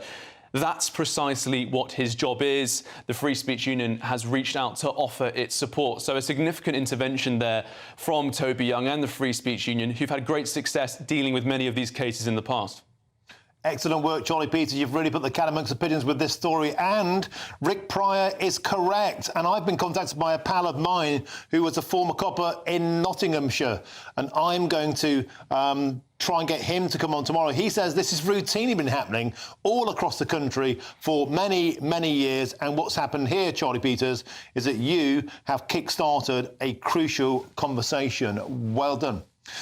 Well, I can now speak with the former police officer and founder of Public Safety Foundation London, Rory Gagan. Rory, welcome to the show. What do you make of the fact that Rick Pryor has been suspended for simply telling the truth? Yeah, I mean, it's the age in which we live, isn't it? I mean, it's ridiculous, isn't it, to see a serving police officer whose job as the chair of the Met Police Federation to represent rank and file frontline officers who put their lives on the line day in, day out, to see him suspended by his own national federation for daring and having the temerity to speak the truth. I'm really pleased that the Free Speech Union are sort of leaning in and offering their support. Certainly when I last was in the police, I joined the Free Speech Union ahead of that, partly because actually I think it's really important that those we charge with public safety, upholding the laws with impartiality, and for whom obviously honesty and integrity and the truth and the pursuit of the truth is really important, they need to have that protection. And it's obvious, as per the events with Rick, but also many others, that officers are not getting that protection that they need. Johnny. Well, Rory, it's interesting to hear your perspective here, but I have had some criticism from others. Andy George, the president of the National Black Police Association, did describe Rick Pryor's comments as discriminatory. He said they were out of line and would fuel further division between the Met Police Federation, its members, and also members of the public. And he also pointed to Louise Casey's review, which in her perspective found that the Metropolitan Police was institutionally racist. Now, of course, the Met Police has rejected that label, but do you think there's merit towards Andy George's intervention there? I mean, look, I think Andy George needs to sort of stop policing legitimate and lawful speech by, other officers and focus on actually his own job. I think, the broader issue for the Met, of course, is that they have been rocked by a scandal of obviously the sort of the Wayne Couzens, the David Carricks and others. And so they appear, honestly, the leadership there appear to be following a strategy of get as many heads on sticks as possible. And I think along the way, we're going to see more and more officers, sort of ending up as sort of collateral damage to this. And that's certainly the fear that many officers have. And I think that's the fear that Rick was quite rightly speaking to. I think where perhaps Andy George and the National Black Police Association have some merit in their sort of response to this is that actually there are serious questions for the future of the Police Federation. Ironically enough, brought about even more now, having suspended the chairman of the Met Police Federation. So I think there's a legitimate argument about actually are police officers being protected in the way that they need, and are they getting and are being afforded the representation that they deserve? Excellent stuff. Rory Gagan, Charlie Peters, a fantastic story, and thank you to Toby Young for stepping in to offer assistance to Rick Pryor. Certainly a story we're running with over the days, and as I said, I hope to be getting my pal on the show tomorrow, a former copper. He wants to speak out. He confirms this is happening. Gentlemen, thank you very, very much. An excellent story. Now, coming up, we'll be finding out about the new stricter European Union entry laws, which could see Brits stopped from even disembarking their planes. It's easier to get into the European Union if you're an illegal immigrant, isn't it? I'm Martin Daubney on GB News, Britain's news channel.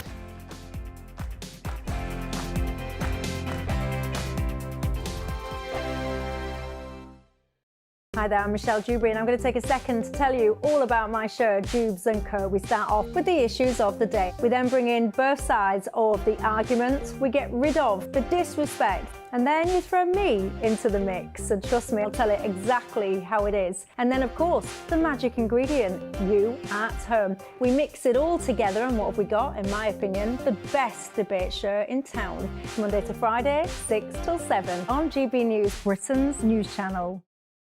Every Sunday from 11, join Michael Portillo. There will be topical discussion, looking at the week before and the week to come. So kick back and relax at 11 a.m. on Sundays on GB News with me, Michael Portillo. GB News, the People's Channel, Britain's news channel.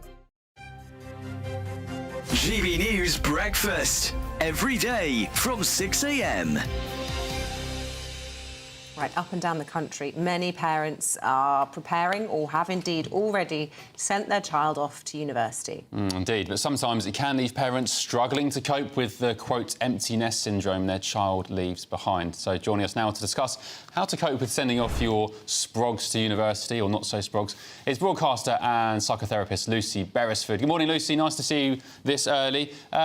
This is a real thing, isn't it? It's our colleague Paul Coitz, our sports expert, describes it as grief, sending your young adults off to uni and leaving the nest for the first time. Yes, I think grief is the right word because it's an ending, and it's not just an ending with your relationship with your child. It changes from here on in, but it also is very much about your identity. Your identity as a parent is weakening. You'll always be that child's parent, but you're not going to have the same involvement on a daily basis. And so you're left to think, okay, well, what does my life look like going forward? What's my relationship? If you're in a relationship with a partner, how is that going to change? And like all elements of grief, there's going to be a bit of a process. There's going to be that transition period where you adjust to your new life, just as your sprogs, as you call them, are adjusting to their new, exciting phase of their life. GB News, the People's Channel. Welcome to State of the Nation, daily plunge into the stories shaping our country. I'm Jacob Rees-Mogg, and Monday to Thursday we bring you the insights, the facts, the truth about how our country is being governed. Because what happens in Downing Street matters down your street. Tune in to State of the Nation every Monday to Thursday, 8 to 9 o'clock. Only on GB News, the People's Channel, Britain's news channel.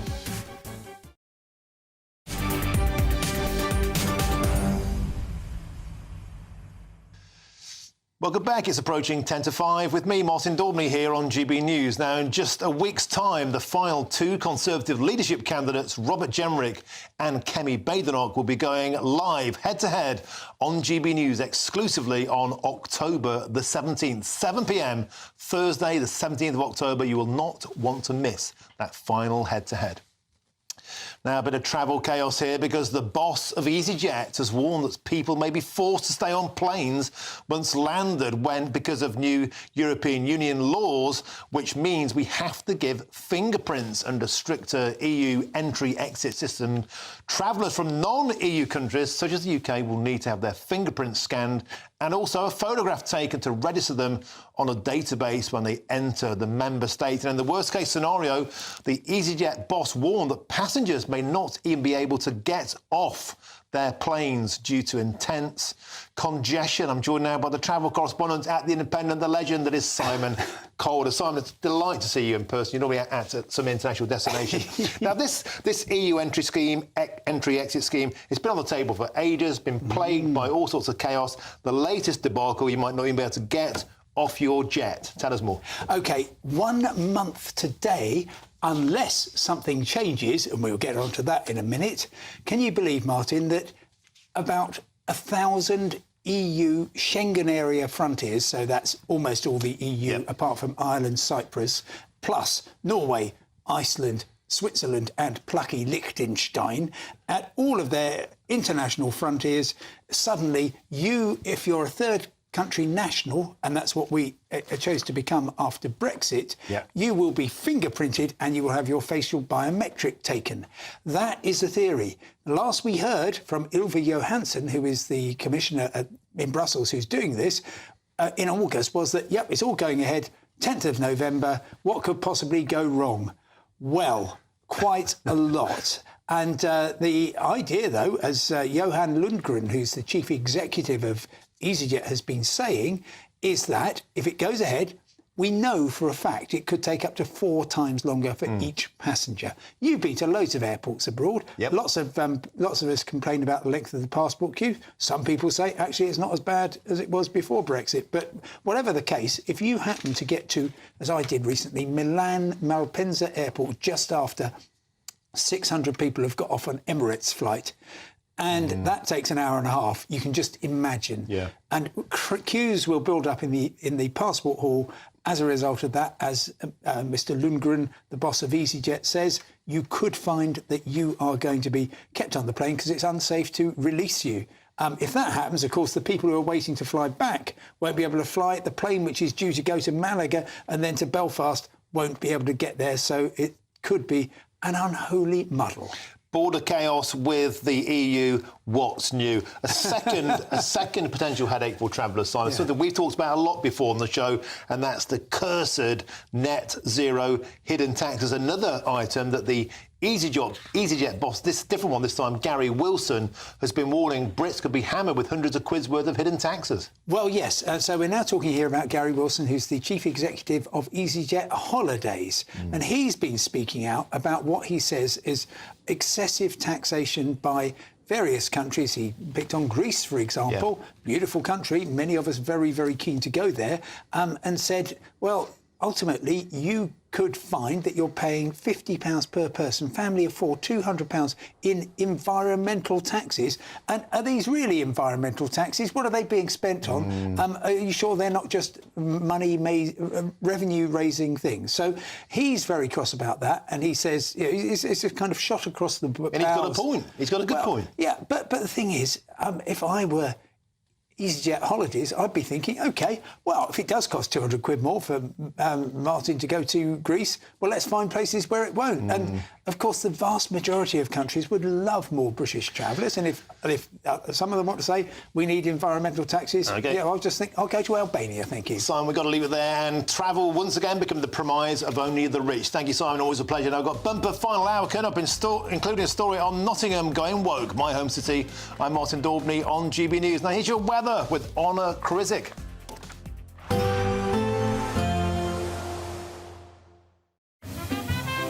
Heavy showers first thing will be followed by a warm, cosy day. Boxed boilers, sponsors of weather on GB News.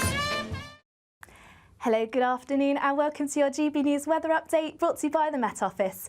Well, to end the week, we've got sunny spells and showers, brisk winds, particularly in the north, and it is going to be feeling cold. And the reason for this is that we're dragging in some cold air from the Arctic, and that's spreading across the country, bringing that cold feel to end the week and into the weekend. So as soon as the sun goes down this evening and that cloud clears across England and Wales, it is going to be feeling chilly. Clear skies, light winds, so likely to see a lot of frost in rural spots and perhaps even some mist and fog by the morning.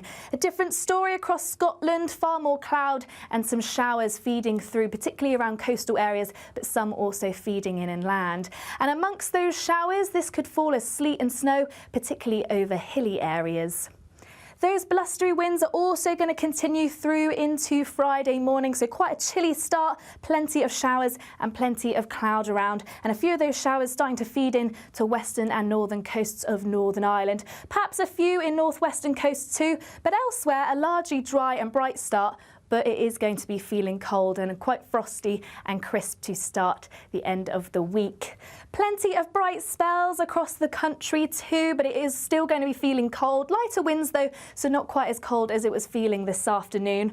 Once again, still plenty of blustery showers across Scotland, so quite a damp day on offer here, but elsewhere, plenty of dry and bright sunny spells. As I say, temperatures are still below average, so still cold, but not as cold as this afternoon in those lighter winds, but in those blustery winds in western parts of Scotland, that's really going to take the edge off of those temperatures. Into the evening, more of the same, still plenty of showers moving through across Scotland, Northern Ireland, but elsewhere, plenty of clear skies. So another cold night ahead and some cold starts as we head into the weekend. Otherwise, that's it from me. Bye for now. Woo! A chilly start will give way to a lovely, warm afternoon. Boxed heat pumps, sponsors of weather on GB News. The latest GB News travel. Good afternoon, I'm Gary King. In Surrey, the southbound M23, there's a lane closed due to barrier repairs. It's between Junction 8 at the M25 and Junction 9 at Gatwick Airport. In Worcestershire, the M42 southbound looking busy. There's a lane closed due to a problem on the road southbound between Junction 2 at Hotwood Park Services and Junction 1 at Bromsgrove. Delay so back towards Junction 3 at Redditch. South Yorkshire, the northbound M1 has a lane closed. That's due to emergency bridge repairs around Junction 38 at Woolley. In West Yorkshire, the M62 eastbound has a lane closed. That's due to a vehicle having a tyre change between Junction 22 at Rishworth Moor and 23 at Huddersfield. Buses instead of trains on Great Northern between Stevenage and Gordon Hill following an earlier problem. You can stay up to date throughout the day by visiting our website, gbnews.com. This just fun. Good luck. Good Afternoon Britain isn't just about us. The wonderful thing about this programme is it's about everyone watching. It's an interactive programme. Well, there absolutely is something to see here, and we're going to be talking about it more. Whether it's breaking royal news, Will, please bring us up to date, or indeed a particularly punchy speech in the House of Commons. Very, very curious. We bring it to you live, and then we bring you live reaction as well. That's Good Afternoon Britain, weekdays from midday. Only on GB News, the People's Channel, Britain's news channel. Why go out on a Friday night when Friday night comes straight to your home? Talking about? Join me and my A-team of top pundits. Chemistry tonight is electric.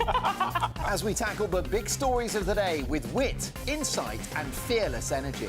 Man of the people. It's all vibe. Just a filing cabinet on wheels with a tie on. So, order in Friday Night Live with me, Mark Dolan, every Friday at 8, only on GB News, the People's Channel, Britain's news channel.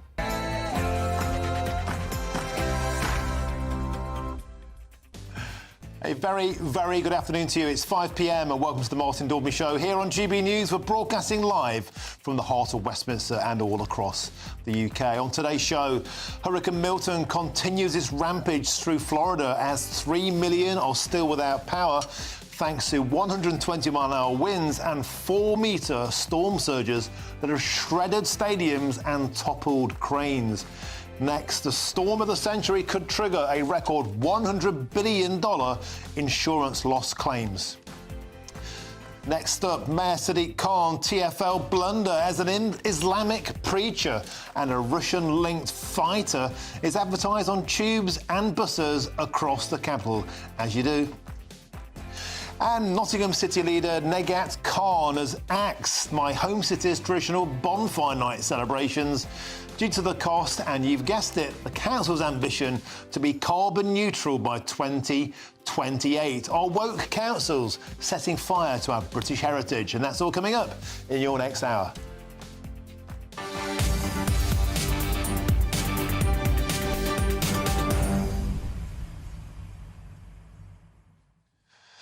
An excellent story from GB News' national reporter Charlie Peters. Rick Pryor, a top copper, suspended simply for speaking out on this channel that he said that white police officers are afraid of how they police ethnic minorities in case they are accused of racism. For this, he was suspended.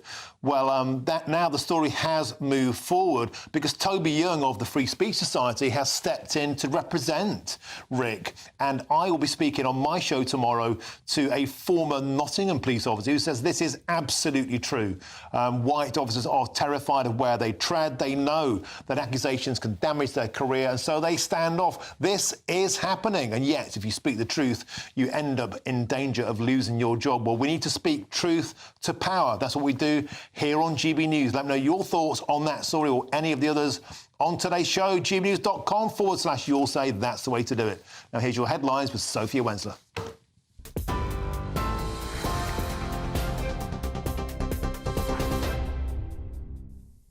Martin, thank you. It's 2 minutes past 5. These are your headlines. At least 4 people have been killed by tornadoes in Florida, while the state's governor warns about more flooding ahead. Ron DeSantis says Hurricane Milton's impact was significant, but thankfully not the worst-case scenario. Giving an update on the storm's aftermath, Ron DeSantis said hundreds of rescue operations are continuing, with more than 6,000 soldiers deployed across the state. 3 million homes are still without power, and over 80,000 people are seeking shelter. Water levels are still expected to rise despite the storm clearing, with major flooding anticipated in several rivers across the state. Back in the UK, the Princess of Wales has made a surprise visit to Southport to meet the families of the 3 girls who died following the knife attack this summer. The royal couple also met one of the dance teachers who was leading the session and the first aid responders at the scene. The unannounced trip was Prince William and Princess Catherine's first joint official outing since the princess's course of chemotherapy cancer treatment ended in the summer. In other news, nearly 400 people have already been jailed following this summer's violent disorder. New data reveals that 388 people have been sentenced to immediate custody, nearly half of all those who've appeared in court. In total, over 800 people have faced initial hearings, with almost 500 cases completed and 324 still ongoing. Justice Secretary Shabana Mahmood says the mindless minority involved have felt the full force of the law, with more facing prison. Now, Robert Jenrick says the Conservatives must offer a complete break from Labour's failing agenda if he becomes leader. Marking the first full day of campaigning for the remaining 2 Tory leadership candidates, he claims Labour doesn't care about migration. He also warned his party won't survive if they don't get serious about fixing immigration first, promising to cap migration at tens of thousands if he becomes leader. I don't believe the age of mass migration has made any of us richer. In the 25 years since Tony Blair became Prime Minister, 5.9 million people net have come into our country. And yet this has been an era marked by low economic growth and poor productivity growth. I think it has stopped companies from investing in the skills and the technology that are needed to support British workers and to drive our economy forwards, as well as putting massive pressure on housing and public services. So I think we can do better than that. What I want to do is end mass migration and fire up our economy. Meanwhile, Ukrainian President Zelensky has presented his victory plan to Sir Keir Starmer as pressure mounted on the UK to give Ukraine permission to use Storm Shadow missiles to strike targets in Russia. In three-way talks in Downing Street, the Prime Minister, the Ukrainian President and NATO Secretary-General Mark Rutte discussed the state of the war. Mr Rutte said there was no legal reason preventing the use of Western-supplied weapons against targets within Russia, but decisions had to be made by individual states. Despite mounting pressure, Downing Street maintains its position on Storm Shadow that it remains unchanged. Police have identified 24 suspects in their investigation into the deaths of hundreds of patients at Gosport War Memorial Hospital in Hampshire. In 2018, a report found over 450 lives were lost because of the use of opioids at the hospital until the year 2000, with another 200 patients affected but not killed. Operation Magenta, led by the Kent and Essex Serious Crime Division, has now reviewed the records of 750 patients and taken 1,200 witness statements. Of the suspects, 21 are being interviewed for alleged gross negligent manslaughter, while 3 face charges under the Health and Safety at Work Act. Now, some breaking news coming to us from the US. Human rights activist Ethel Kennedy, the widow of assassinated Senator Robert F. Kennedy, has died at the age of 96. The Kennedy matriarch died from complications related to a stroke suffered last week. That's according to her family. And we will bring you more on that as we get it. And finally, Gareth Southgate has bid farewell to coaching entirely, at least for the next year, and says he's unlikely to take over a different national team. The former England manager, who stepped down in July, announced he won't be returning to coaching anytime soon. England is currently searching for his successor, with Lee Carsley as interim manager, while Southgate hinted that a return to club football would depend on the right opportunity. Speaking today, Southgate said he needs time to recharge. Enjoying my life, so there's no rush. You know, I was 11 years committed myself fully to the National Federation, and I've got lots of different experiences. You know, I won't coach in the next year for sure. I'm certain of that. I need to give myself time to make good decisions. Those are the latest GB News headlines. Now it's back to Martin. For the very latest GB News direct to your smartphone, sign up to News Alerts by scanning the QR code or go to gbnews.com/alerts.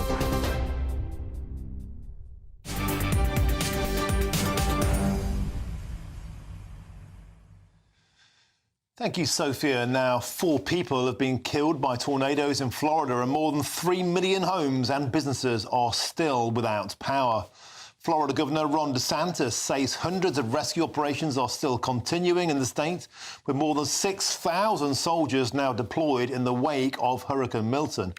But Governor DeSantis said the impact of the storm was significant, but thankfully not the worst-case scenario, but warned that more flooding is still expected in coming days.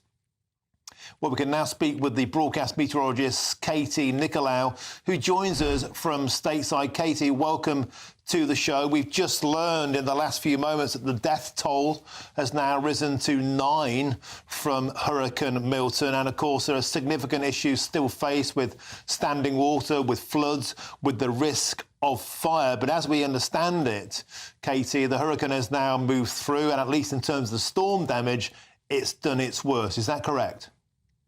Indeed, Milton's now moving out into the Atlantic Ocean, and at the moment, it's actually continuing to weaken. It's just barely holding on to Category 1 strength. So as it moves farther out into the Atlantic, it's expected to continue to weaken and shouldn't cause too much more of a problem for anyone.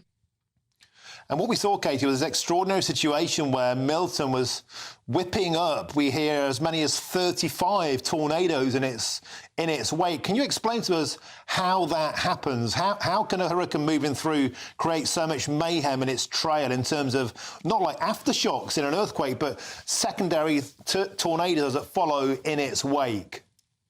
Absolutely. With hurricanes, they're able to create freshwater flooding, storm surge, tornadoes, just a plethora of different meteorological problems. And with the tornadoes we saw, these hurricanes, they're large spinning beasts. And so you create this low-level wind shear in an environment that's already primed for storms, and it can spin up tornadoes, creating this dual threat, especially for areas that are right in the path of it. And also, we saw some incredible pictures of the bay at Tampa Bay being emptied. The seawater, literally, Katie, was sucked up off the seabed into the atmosphere, and that, of course, will be dumped further inland, just to give the extraordinary power of that updraft and the damage and the chaos it can cause.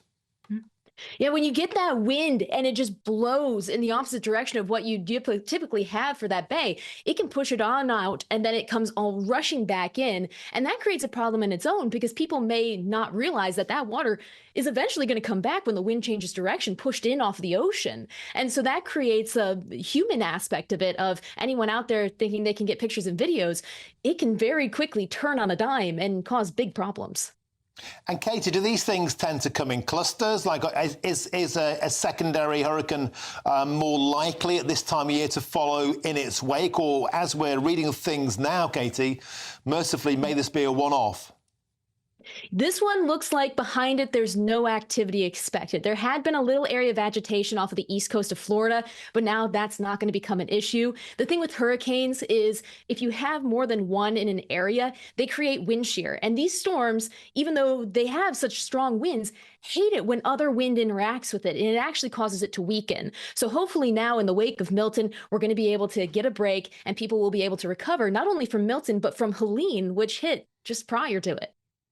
And Katie, as we said, the death toll now tragically has risen to 9, but we've had many guests on GB News who've stayed put. They've stayed at home in Florida, despite the fact, of course, Joe Biden said leave now or die, and Florida Governor Ron DeSantis saying it's time to evacuate. It seems like it's a part and parcel of life there, and what we see in Florida is the structures typically are very well built. They are robust in the face of hurricanes in a way we perhaps wouldn't see in the third world. So while we're seeing a big insurance bill in the likelihood, mercifully, the actual damage and the deaths as a result, Katie, has been kept, mercifully low. It's a tragedy whenever you have loss of life, but it is a bit of a relief when you see that so many people did heed the warnings to get out, or you look at the buildings and they're built to code properly. So they're made to create structures that people can survive in. And as we go forward into the future, hopefully we can continue to make efforts to make evacuations easier and more accessible, and also continue to make structures more and more survivable too. And Katie, could I ask you for your take? I spoke to a meteorologist who was in the area of Tampa earlier, Matthew Capucci. He was saying this is the weather. It's not climate change. It's something that happens. It's happened throughout history. But what's your take on that? Is this something that's becoming more prevalent, more commonplace, or is it just a part and parcel of the fabric throughout the epochs of the weather in this part of the world?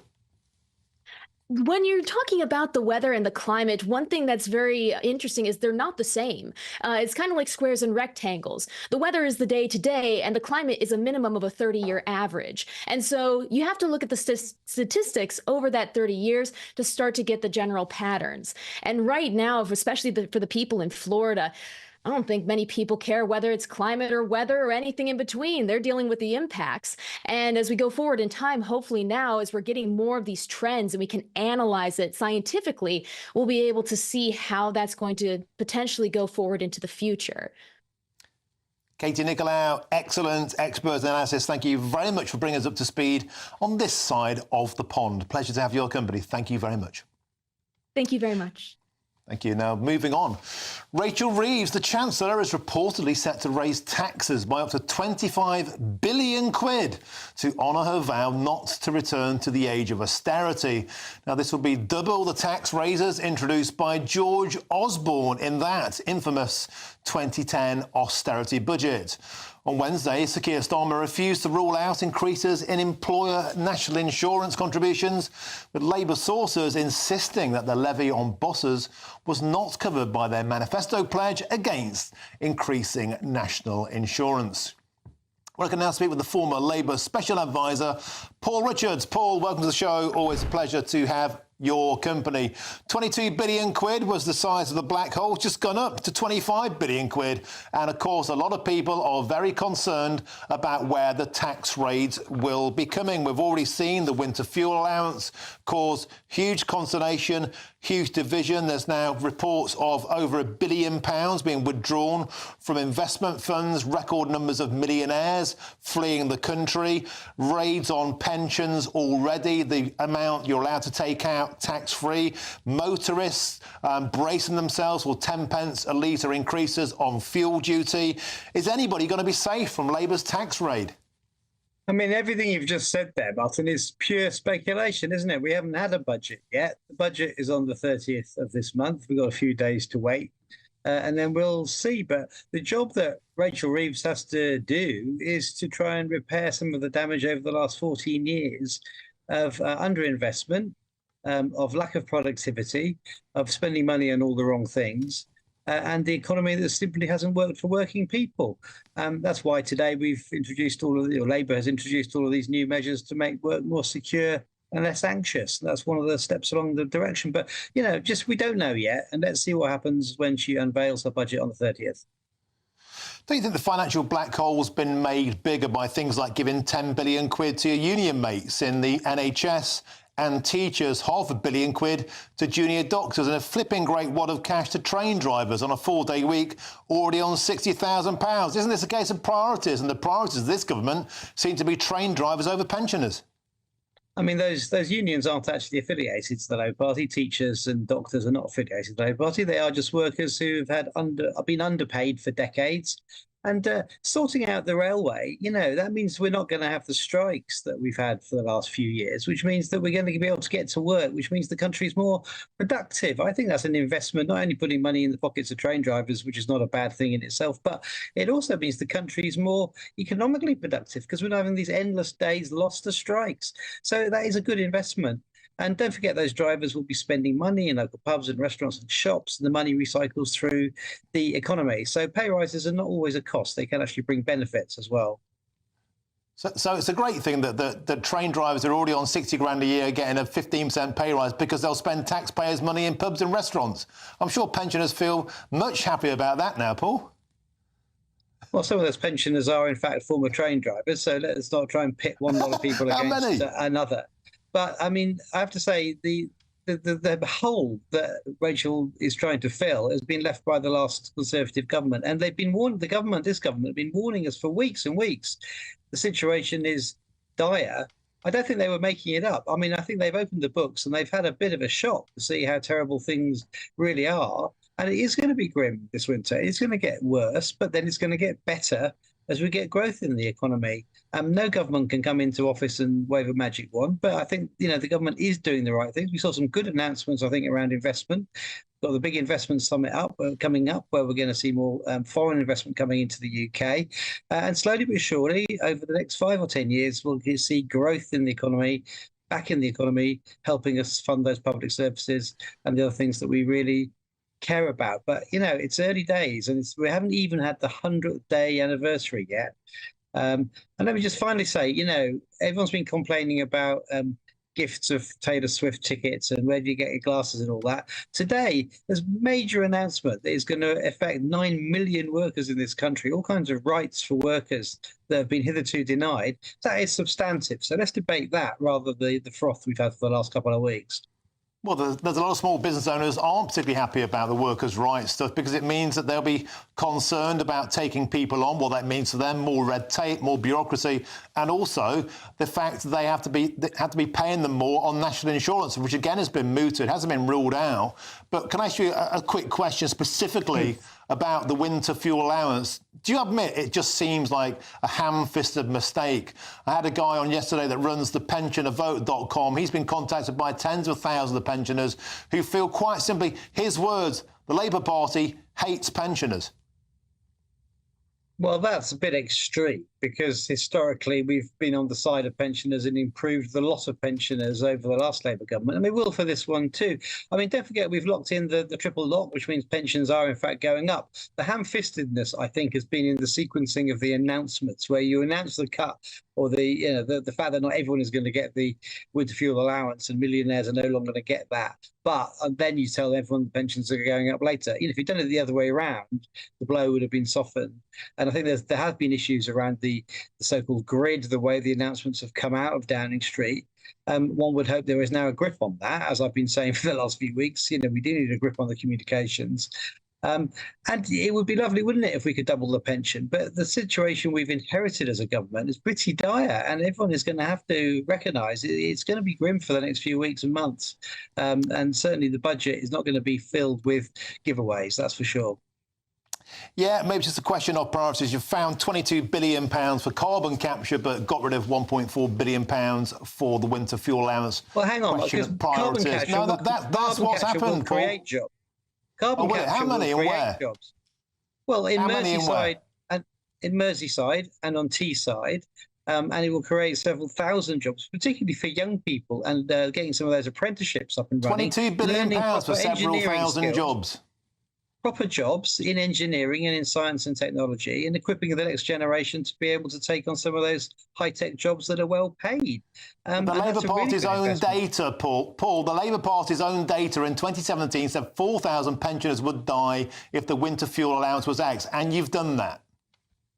But I think you have to look at the fact that the triple lock's been locked in too, which means pensions overall will go up. And, you know, there are benefits that are being unclaimed by pensioners. So we'd encourage people to make sure they are getting all the money that they're entitled to as well. I know it's caused disquiet and I know it's caused some pain as well. But I honestly think that, you know, you have to recognise the overall picture. And with the pension going up, it will set the offset against the cut to some people, many of whom, by the way, have said that they don't even want the winter fuel payment because they're already affluent and don't need it. OK, we'll have to leave it there. Thank you very much for joining us on the show. Former Labour Special Advisor Paul Richards, pleasure to have your company as ever. Now, coming up, we'll get reaction to Mayor of London, Sadiq Khan, in a TfL blunder as an Islamic hate preacher and a Russian-linked fighter are advertised on tubes and buses across the capital. Of course they are. I'm Martin Daubney on GB News, Britain's News Channel.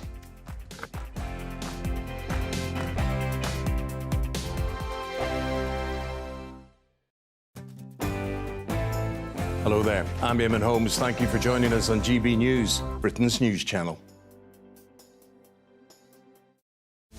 This is Britain's Newsroom, where your voice matters. It's just astonishing. With expert analysis and honest opinion, we don't just keep you informed. We bring you unique perspectives you won't see anywhere else. Can't argue with any of that. When the news happens, it happens here. On Britain's Newsroom, weekdays from 9:30 a.m. Only on GB News.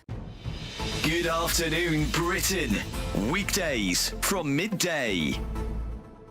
National Trust Director General has said something rather curious. She's admitted that 70% of the charity's staff are Union Jack-hating progressive activists. Yes, this was speaking at a Labour Party fringe event. The boss of the charity, Hilary McGrady, acknowledged that there was a gap between her staff's views and the views held by the wider public. So was she being honest? Joining me now to discuss this is historian and broadcaster Rafe Hadelman-Koo, who I believe is with me. Rafe, thank you very much indeed. Can this be true? The founders of the National Trust and later figures involved in it, like my hero James Lees Milne, were really motivated by love of nation. But I think that love of nation in the Trust has become actively, national self-loathing. And that's really the state of modern Britain. And with the Trust, I mean, what we've done is we've actually entrusted our national heritage to those people who actually actively despise our national heritage, and it's it's utter madness. Have these people wanted to take over charities like the National Trust for their political ends, or is it just something that happens? Is it just the type of people who work in charities? This has been part of the long march through the institutions, that people need to understand that Britain is now a post-revolutionary society. So the buildings that house our institutions look the same, but the people who now run them bear no comparison to the generations who lovingly built and ran them. They are cuckoos in the nest, and we need to understand that. And of course, once you realize that, of course, that explains completely why, the National Trust and others have crudely tried to denigrate our national heroes and link them and their houses to colonialism and slavery, as they ludicrously tried to do. GB News, the People's Channel. In the GB Newsroom, we bring you the news as it happens. With our team of dedicated journalists across the UK. We're ready to keep you up to date with what's happening every half an hour, every single day. Bulletins here on GB News. The People's Channel. Britain's news channel. I'm Isabel Webster. Thanks for joining us on GB News, Britain's news channel.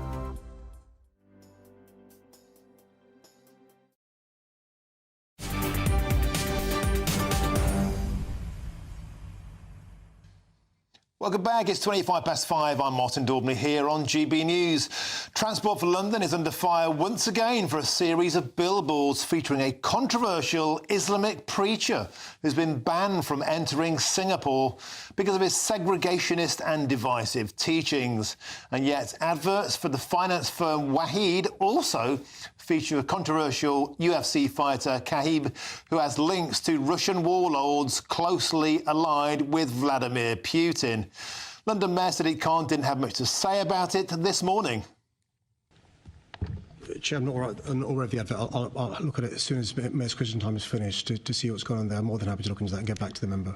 Please do, because I think things like that just make the whole thing look totally ridiculous.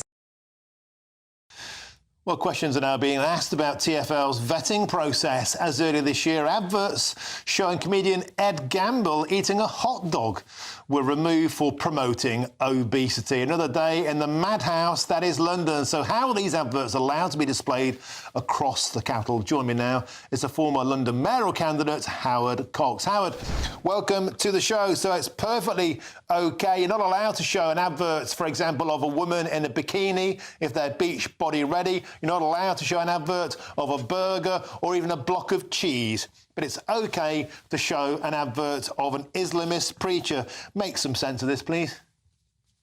Well, I can't make any sense, but it just goes. We can go back to what Lee Anderson were when he was actually the whip was removed for him because he actually complained. He actually simply said that the mayor and TfL are being controlled by other indigenous cultures, and I'm afraid it's come home to roost. He was telling the truth. Susan Hall quite rightly is complaining about it, but she needs to go stronger, because I think the way they actually measure the suitability of adverts has gone wrong. I've got no problem with them promoting their bank or whatever they do, provided they don't discriminate. In fact, other things like, as you say, like Ed Gamble's poster and his hot dog. The simple fact of it is he is actually prioritising the Islamic or Muslim or whatever you want to call it. I get confused myself with how to describe the culture, but simply that they getting priority over basically British culture. So, Howard, to put a little bit of balance on this, here the adverts, you can see that's the preacher on the left, that's the wrestler on the right, plastered across buses and on the underground. To give Sadiq Khan a little bit of credit here, has he got the time to check every advert that goes out on the transport network of TfL? Could this be a simple admin error, and now that he's realised it, they'll be taken down? It's not an admin error. It's absolutely no way. I mean, he's got 1,000 people all earning six-figure, £100,000 or more. He's got loads of staff, and he sets the criteria. He agrees the criteria, and this one sailed through with no problems whatsoever. And it's and my inbox, being I didn't become London Mayor, but had I become London Mayor, this one wouldn't have been accepted because it doesn't meet the criteria of British culture. It's as simple as that. OK, thank you very much. And it's worth pointing out, Howard Cox, that this firm specialises in Sharia-compliant investments, whatever they are, and they would not invest in alcohol or gambling or impure food like pork or tobacco or adult entertainment, all off limits. That's modern London. Thank you very much, Howard Cox. We have to move on there. I'll speak to you again, no doubt, very soon. Cheers, mate. It's time now for the Great British Giveaway and the biggest cash prize we've ever given away here at GB News. 36,000 quid could be yours, and that's tax-free. And it's like having an extra £3,000 in tax-free money in your bank account each and every month for an entire year. Sound good? Well, here's how you could bag it. There's an incredible watching on demand. Good luck. Get stuck in now. Lots more still to come between now and 6 o'clock, including Nottingham City Council leader Negat Khan, as she is there with the Chancellor Rachel Reeves, has axed the city's traditional Bonfire Night celebrations due to the cost and the council's ambition to be carbon neutral by 2028. Our woke council setting fire to British heritage. That's coming next. But first is your latest news headlines with Sophia Wensler.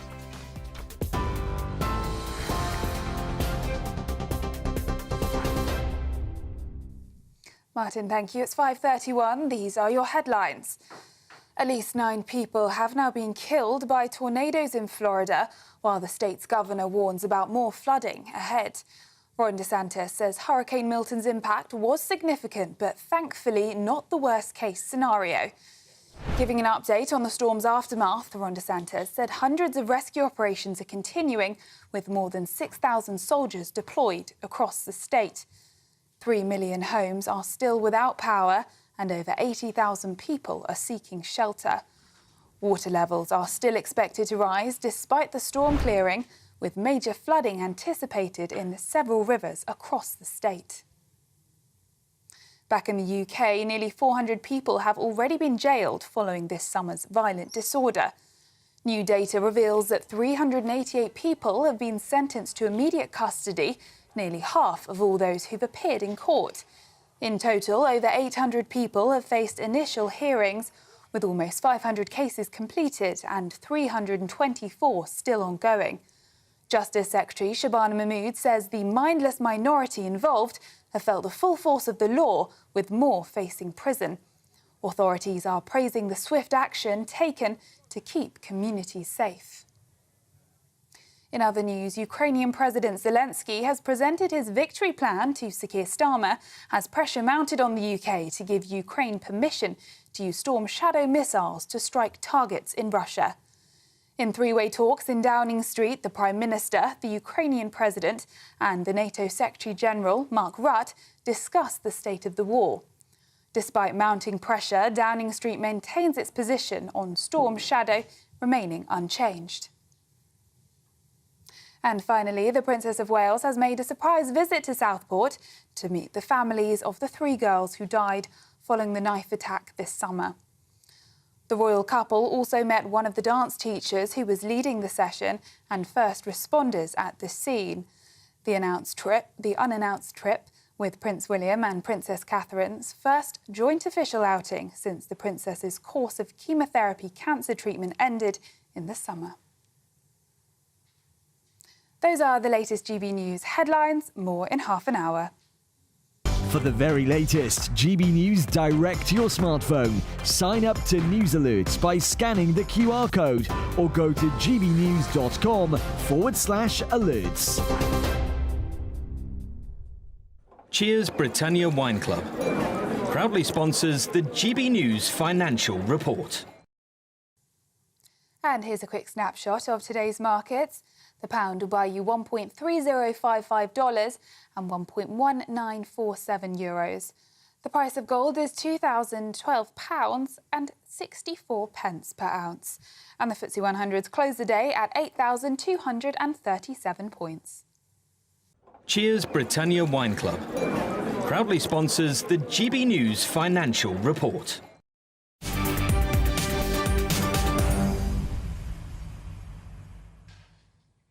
Thank you, Sophia. Well, joining me now is the one, the only, Bev Turner, who is in for Michelle Dewberry tonight on Dubes & Co. 6 till 7. Bev, welcome to the show, and what's on your menu? Evening, Martin. Yep, we've got a great show coming up. We've got Kelvin McKenzie and a new guest, Dr. Richard Johnson, who's a bit of an expert in black politics, actually, in black politicians. It's Black History Month, of course. We've got Kemi Badenoch, might be the new leader of the Conservative Party soon. So does that matter? Does it even matter anymore? Skin colour. We're also talking about the Workers' Rights Bill, of course. Is it going to damage growth? Is it a terrible idea for small and medium-sized businesses, even though massive corporations, of course, might be able to weather these sorts of storms? Reeves' £25 billion tax bill, of course. One of our guests says, well, if not now, when? If they're going to tax the rich, now is the time to do it. Kelvin McKenzie might disagree with that. And we're going to be also talking, I know you've touched on it, Martin, about Robin Hood being cancelled. The latest person to be cancelled, Robin Hood. Is that ridiculous? It's going to be a great show. Join me at 6. Absolutely superb. And I keep saying, what are they smoking in Nottingham? Now, if you want to get in touch with me, simply go to gbnews.com/You're Saying. I'll read out the best of your messages a little later in the show. Up next, I'll be joined by Brendan Clark-Smith about the fact they've cancelled Bonfire Night in Nottingham. Hello, good afternoon and welcome to your GB News weather update brought to you by the Met Office. Well, to end the week, we've got sunny spells and showers, brisk winds, particularly in the north, and it is going to be feeling cold. And the reason for this is that we're dragging in some cold air from the Arctic, and that's spreading across the country, bringing that cold feel to end the week and into the weekend. So as soon as the sun goes down this evening and that cloud clears across England and Wales, it is going to be feeling chilly. Clear skies, light winds, so likely to see a lot of frost in rural spots and perhaps even some mist and fog by the morning. A different story across Scotland, far more cloud and some showers feeding through, particularly around coastal areas, but some also feeding in inland. And amongst those showers, this could fall as sleet and snow, particularly over hilly areas. Those blustery winds are also going to continue through into Friday morning, so quite a chilly start, plenty of showers and plenty of cloud around, and a few of those showers starting to feed in to western and northern coasts of Northern Ireland. Perhaps a few in northwestern coasts too, but elsewhere a largely dry and bright start. But it is going to be feeling cold and quite frosty and crisp to start the end of the week. Plenty of bright spells across the country too, but it is still going to be feeling cold. Lighter winds though, so not quite as cold as it was feeling this afternoon.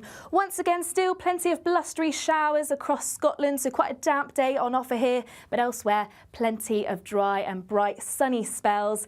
As I say, temperatures are still below average, so still cold, but not as cold as this afternoon in those lighter winds, but in those blustery winds in western parts of Scotland, that's really going to take the edge off of those temperatures.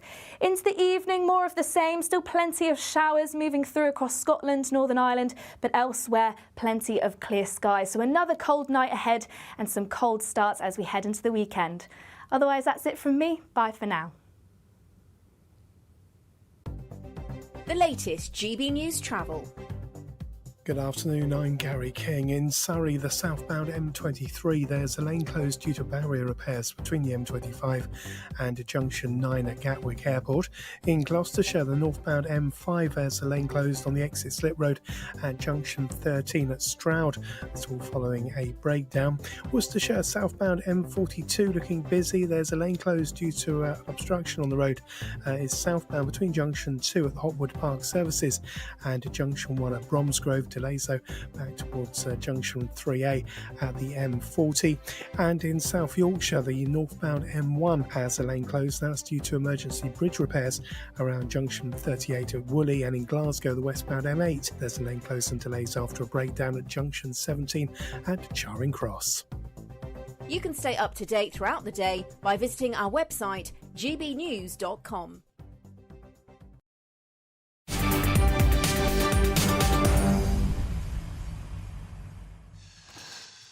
Welcome back. Your time is 5:39. I'm Martin Daubney, and of course you're on GB News. Now, in just a week's time, the final two Conservative leadership candidates, that's Robert Jenrick and Kemi Badenoch, will be going live, head-to-head, exclusively here on GB News. That's October the 17th, Thursday, 7 p.m, only here exclusively on GB News. You will not want to miss it, so set your diaries. It's decision time, the race to lead the Conservative Party.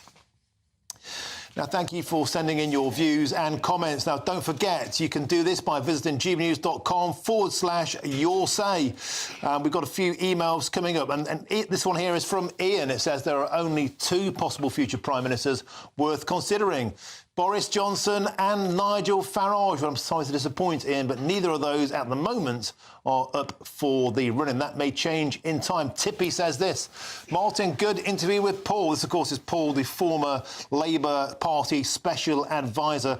I'm stunned.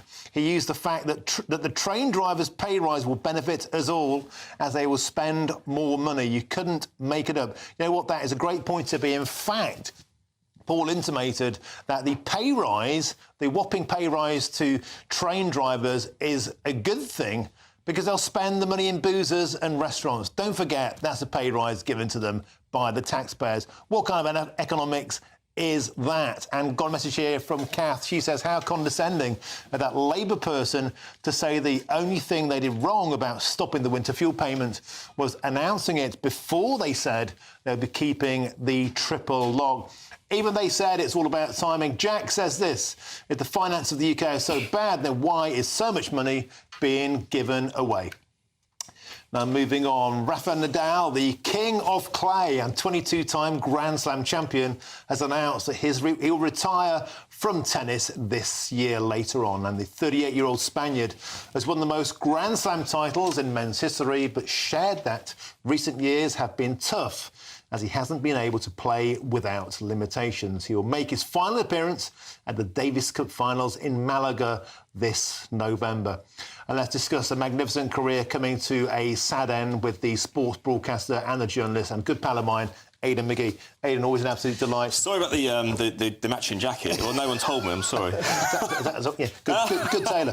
Gotta be said. Sad news, but perhaps inevitable. He's 38. Fantastic innings, but in the end, his body started to let him down. Well, you know, the truth is that 10 years ago, he was told he at the very least, he wouldn't be able to compete at the top level. The worst prognosis with his tendinitis, and indeed a problem he had earlier in his career in his left foot, was that he wouldn't be able to play at all. Now, if you'd said to me even 6-7 years ago, when Roger Federer was experiencing his renaissance at the end of his career, that Nadal would be able to go almost as far as that, I'd have said that was pie in the sky. Absolutely not. But he's a fierce competitor.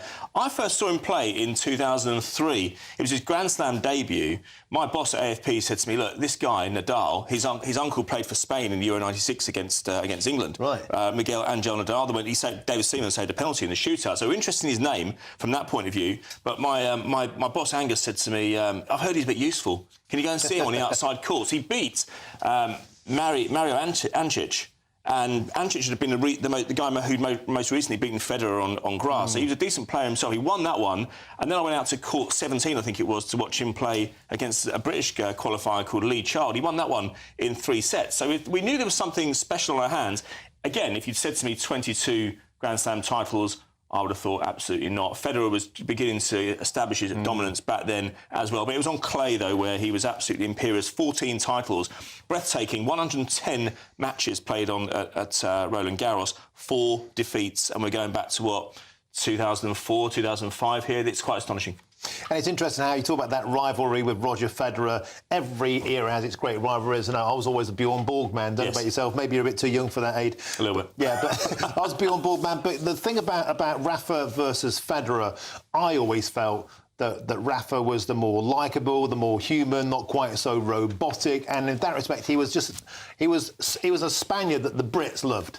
Yeah, absolutely. I mean, it's funny because when they went around the world initially, Federer was the one who had all the popularity, and that stayed the same way broadly. But he had a real likeability factor about him. I met him a few times. I bumped into him in a restaurant in 2018 over in Paris. It's not the sort of areas I frequent. It was a one-off, and he was very, he understood what he meant to the public of Paris. Yeah. Don't forget, that wasn't his hometown or anything like that. But he understood the esteem he was held in locally, and he always had time for his supporters. But as well as the athleticism and as well as the physique, he didn't get enough credit, I don't think, for the level, the quality of the shot. He matched Federer pound for pound on some of those shots, I would say. The bending banana, I'm doing a backhand here, I mean a forehand down the line, that would get the crowd really going. And as I say, 14 at the French Open. I think there's 2 at Wimbledon in 2008 and 2010. 2008, that mammoth tussle, which he won 9-7 in the final set against Federer, 5-setter, which marked a changing of the guard. I wouldn't go that far because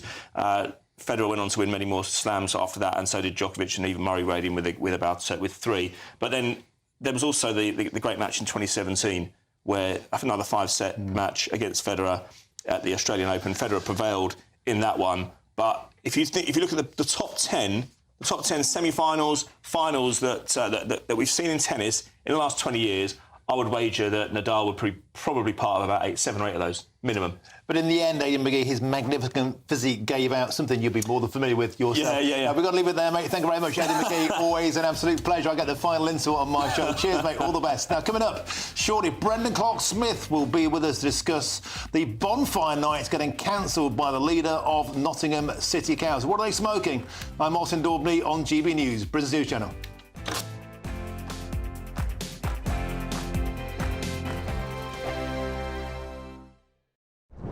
I'm Christopher Hope. And I'm Gloria Di Piero, bringing you PMQ's live here on GB News. Whenever Parliament is in session on a Wednesday at midday, we'll bring you live coverage of Prime Minister's questions. We'll be asking our viewers and listeners to submit the questions that they would like to put to the Prime Minister, and we'll put that to our panel of top politicians in our Westminster studio. That's PMQ's live here on GB News, Britain's news channel.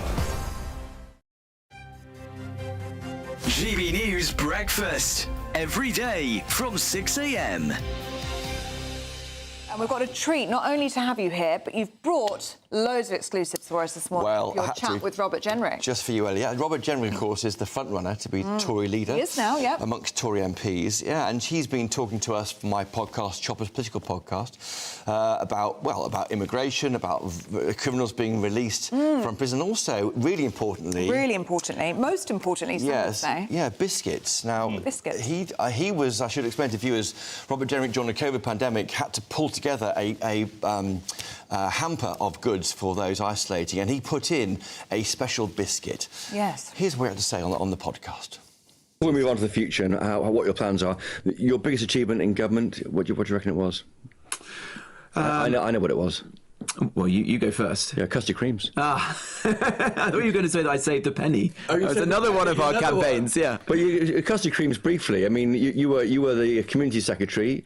You had to provide food boxes during the COVID pandemic, and what did you put into those food boxes? Custard creams, the people's favourite biscuit. What else is there? The people's favourite biscuit. Now, across the country... Yeah, well, Aidan.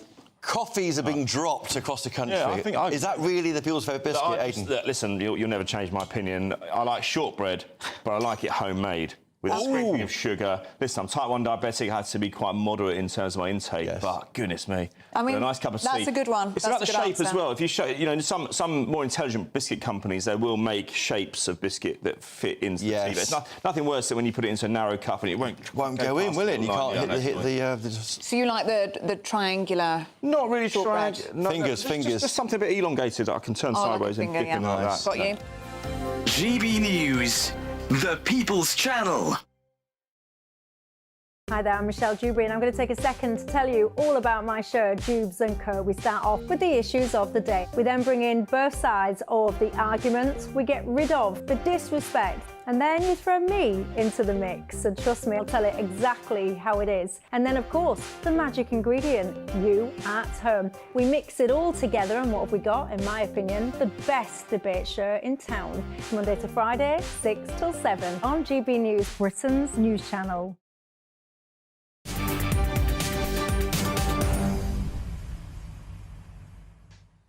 Welcome back, 5:48. Now, first, the BBC made the Sheriff of Nottingham queer.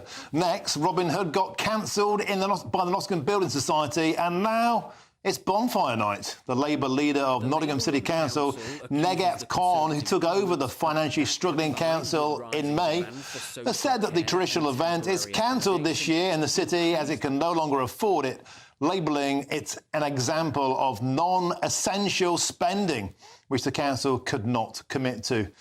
Well, I'm joined now by the former Nottingham City Councillor and the former Tory MP, Brendan Clark-Smith. Brendan, welcome to the show. So Nottingham in the headlines today for all the wrong reasons, mate. Let's start with the madness of the Bonfire night being axed. What on earth is going on? I don't know, Martin. I'd say hello. I suppose we can say A up being sort of fellow Nottinghamshire lads with this, but it's just bonkers. I mean, they've cancelled this for the last 5 years, and they'll make that point. Now, 2 of those were COVID. The rest, they said they hadn't got any money all of a sudden.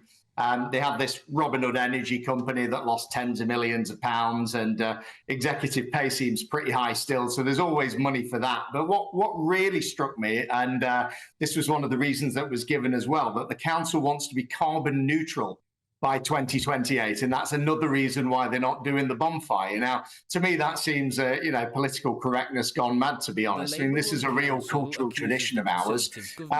Likewise, they can fund other cultural events, so why have they cancelled this one? We keep getting Will Hollis's dulcet tones interrupting us there, but Brendan, let's stick with this idea of Bonfire night getting the chop. Now, they're saying it's because they've got no money. Well, that's their doing. They're saying it's because of carbon neutrality. I don't think anyone really buys that. But is there more to it? For example, you know full well, Brendan, if you walk through the Market Square in Nottingham, it's always something going on with Black History Month, disability awareness, trans events. You know, none of those events would ever get cancelled. Is there something in the notion that they've singled out Bonfire night because it's part of British culture?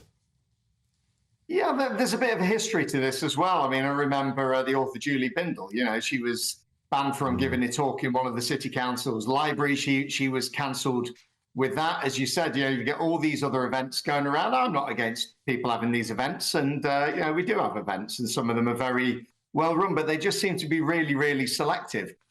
We do have a big St George's flag that goes up at the council house every year. I'd be very disappointed if I don't see that in April. But apart from that, why target Bonfire night? And, as a politician celebrating that night, it might sound a little strange, but again, it's part of our culture, Martin. So, why the attack on our culture? Is it really going to make that much of a difference to the council's budget, all these tens of millions of pounds to let a few kids in for free to a bonfire night?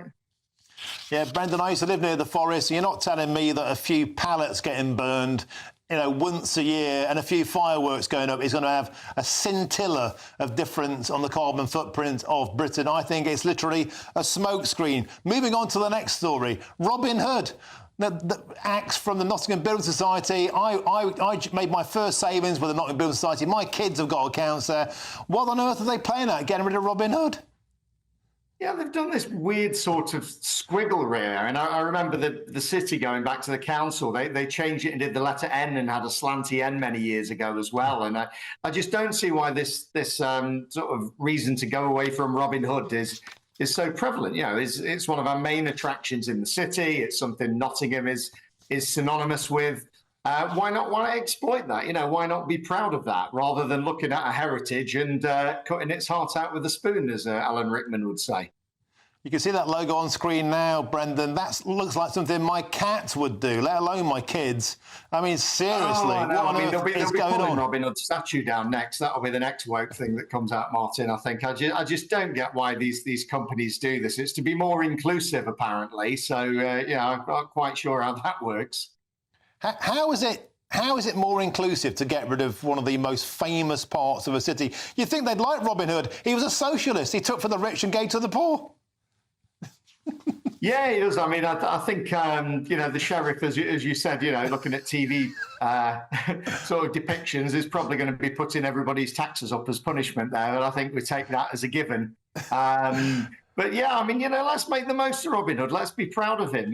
Let's what is there to be? What is there to be ashamed about? I think, it is something, as you said, robbing the rich to give to the poor. And it's something that really it's part of Nottingham. So surely, Nottingham Building Society. I mean, squiggle, anyone can do a squiggle, but Robin Hood is special to Nottingham. I know they tried to pinch him in South Yorkshire occasionally offers. I'm not having any of that, but we've got to leave it. Brandon Thomas-Smith, great to see you again, but we have to leave it there. Look, there are 2 football teams in Nottingham. You happen to choose the wrong one. Why on earth do you choose Notts County? We'll have that debate another time. Always a pleasure to have you on the show. You take care, my friend. Now, thanks for watching. Now, don't go anywhere, because up next is Jubes & Co. And, of course, tonight is with Bev Turner. And I'll see you tomorrow again, 3 till 6. But now here's your weather. Thanks for joining me today. It's Honor Krizik. Thank you.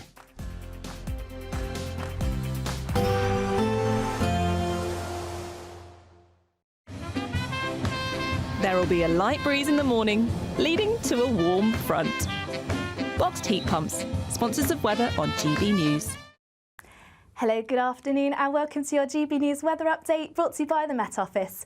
Well, to end the week, we've got sunny spells and showers, brisk winds, particularly in the north, and it is going to be feeling cold. And the reason for this is that we're dragging in some cold air from the Arctic, and that's spreading across the country, bringing that cold feel to end the week and into the weekend. So as soon as the sun goes down this evening and that cloud clears across England and Wales, it is going to be feeling chilly. Clear skies, light winds, so likely to see a lot of frost in rural spots and perhaps even some mist and fog by the morning. A different story across Scotland, far more cloud and some showers feeding through, particularly around coastal areas, but some also feeding in inland. And amongst those showers, this could fall as sleet and snow, particularly over hilly areas. Those blustery winds are also going to continue through into Friday morning, so quite a chilly start, plenty of showers and plenty of cloud around, and a few of those showers starting to feed in to western and northern coasts of Northern Ireland. Perhaps a few in northwestern coasts too, but elsewhere a largely dry and bright start, but it is going to be feeling cold and quite frosty and crisp to start the end of the week. Plenty of bright spells across the country too, but it is still going to be feeling cold. Lighter winds though, so not quite as cold as it was feeling this afternoon. Once again, still plenty of blustery showers across Scotland, so quite a damp day on offer here, but elsewhere plenty of dry and bright sunny spells. As I say, temperatures are still below average, so still cold, but not as cold as this afternoon in those lighter winds, but in those blustery winds in western parts of Scotland, that's really going to take the edge off of those temperatures. Into the evening, more of the same, still plenty of showers moving through across Scotland, Northern Ireland, but elsewhere plenty of clear skies. So another cold night ahead and some cold starts as we head into the weekend. Otherwise, that's it from me. Bye for now. Despite the morning rain, it'll be a nice, warm, cosy day ahead. Boxed heat pumps, sponsors of weather on GB News. The latest GB News travel. Good afternoon, I'm Gary King. In Surrey, the southbound M23, there's a lane closed at the moment due to barrier repairs between the M25 and junction 9 at Gatwick Airport. In Gloucestershire, the northbound M5, there's a lane closed on the exit slip road at junction 13 at Stroud. That's all following a breakdown. In Leicestershire, the southbound M1, there's a lane closed and delays. It's due to a breakdown between junction 23A at Derby and junction 23 at Loughborough. In South Yorkshire, the northbound M1, still a lane closed for emergency bridge repairs around junction 38 at Woolley. And in West Yorkshire, the westbound M621 has a lane closed. That's due to emergency repairs between junction 5 at Tunstall Road and junction 4 at the A61. And that's the latest. You can stay up to date throughout the day by visiting our website, gbnews.com. You really could. Join me, Nana Akwe, for an informative, interactive news programme with a difference.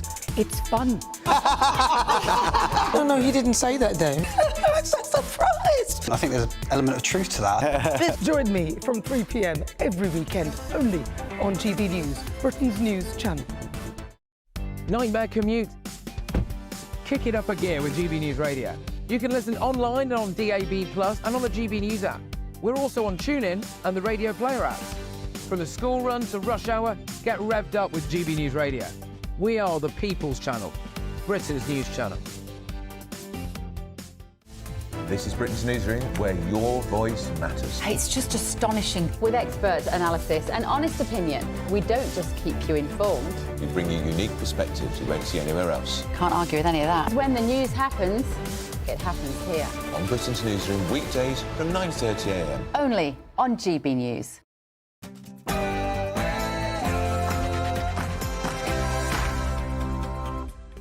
Very good evening, it's 6 o'clock. You're watching Jubes & Co. with me, Bev Turner, in for Michelle while she's on her holidays this week. So, Angela Rayner's workers' rights package has been revealed. Is it empowering for employees, or is it a death knell for small and medium-sized businesses in particular? Plus, the chairman of the Met Police has been suspended after telling GB News that officers are hesitating before engaging with ethnic minority Londoners in case they're accused of racism. Is this decision designed to shut him up? And it might be time to tighten those purse strings as Chancellor Rachel Reeves is reportedly planning a monster £25 billion tax grab to avoid austerity. But nothing works. There are no GP appointments for weeks. Don't you feel that we're already living in austerity? And also, Robin Hood is the latest person to be cancelled in Nottingham, of all places. He's been dropped from the Building Society logo for not being inclusive enough. What do you think they mean?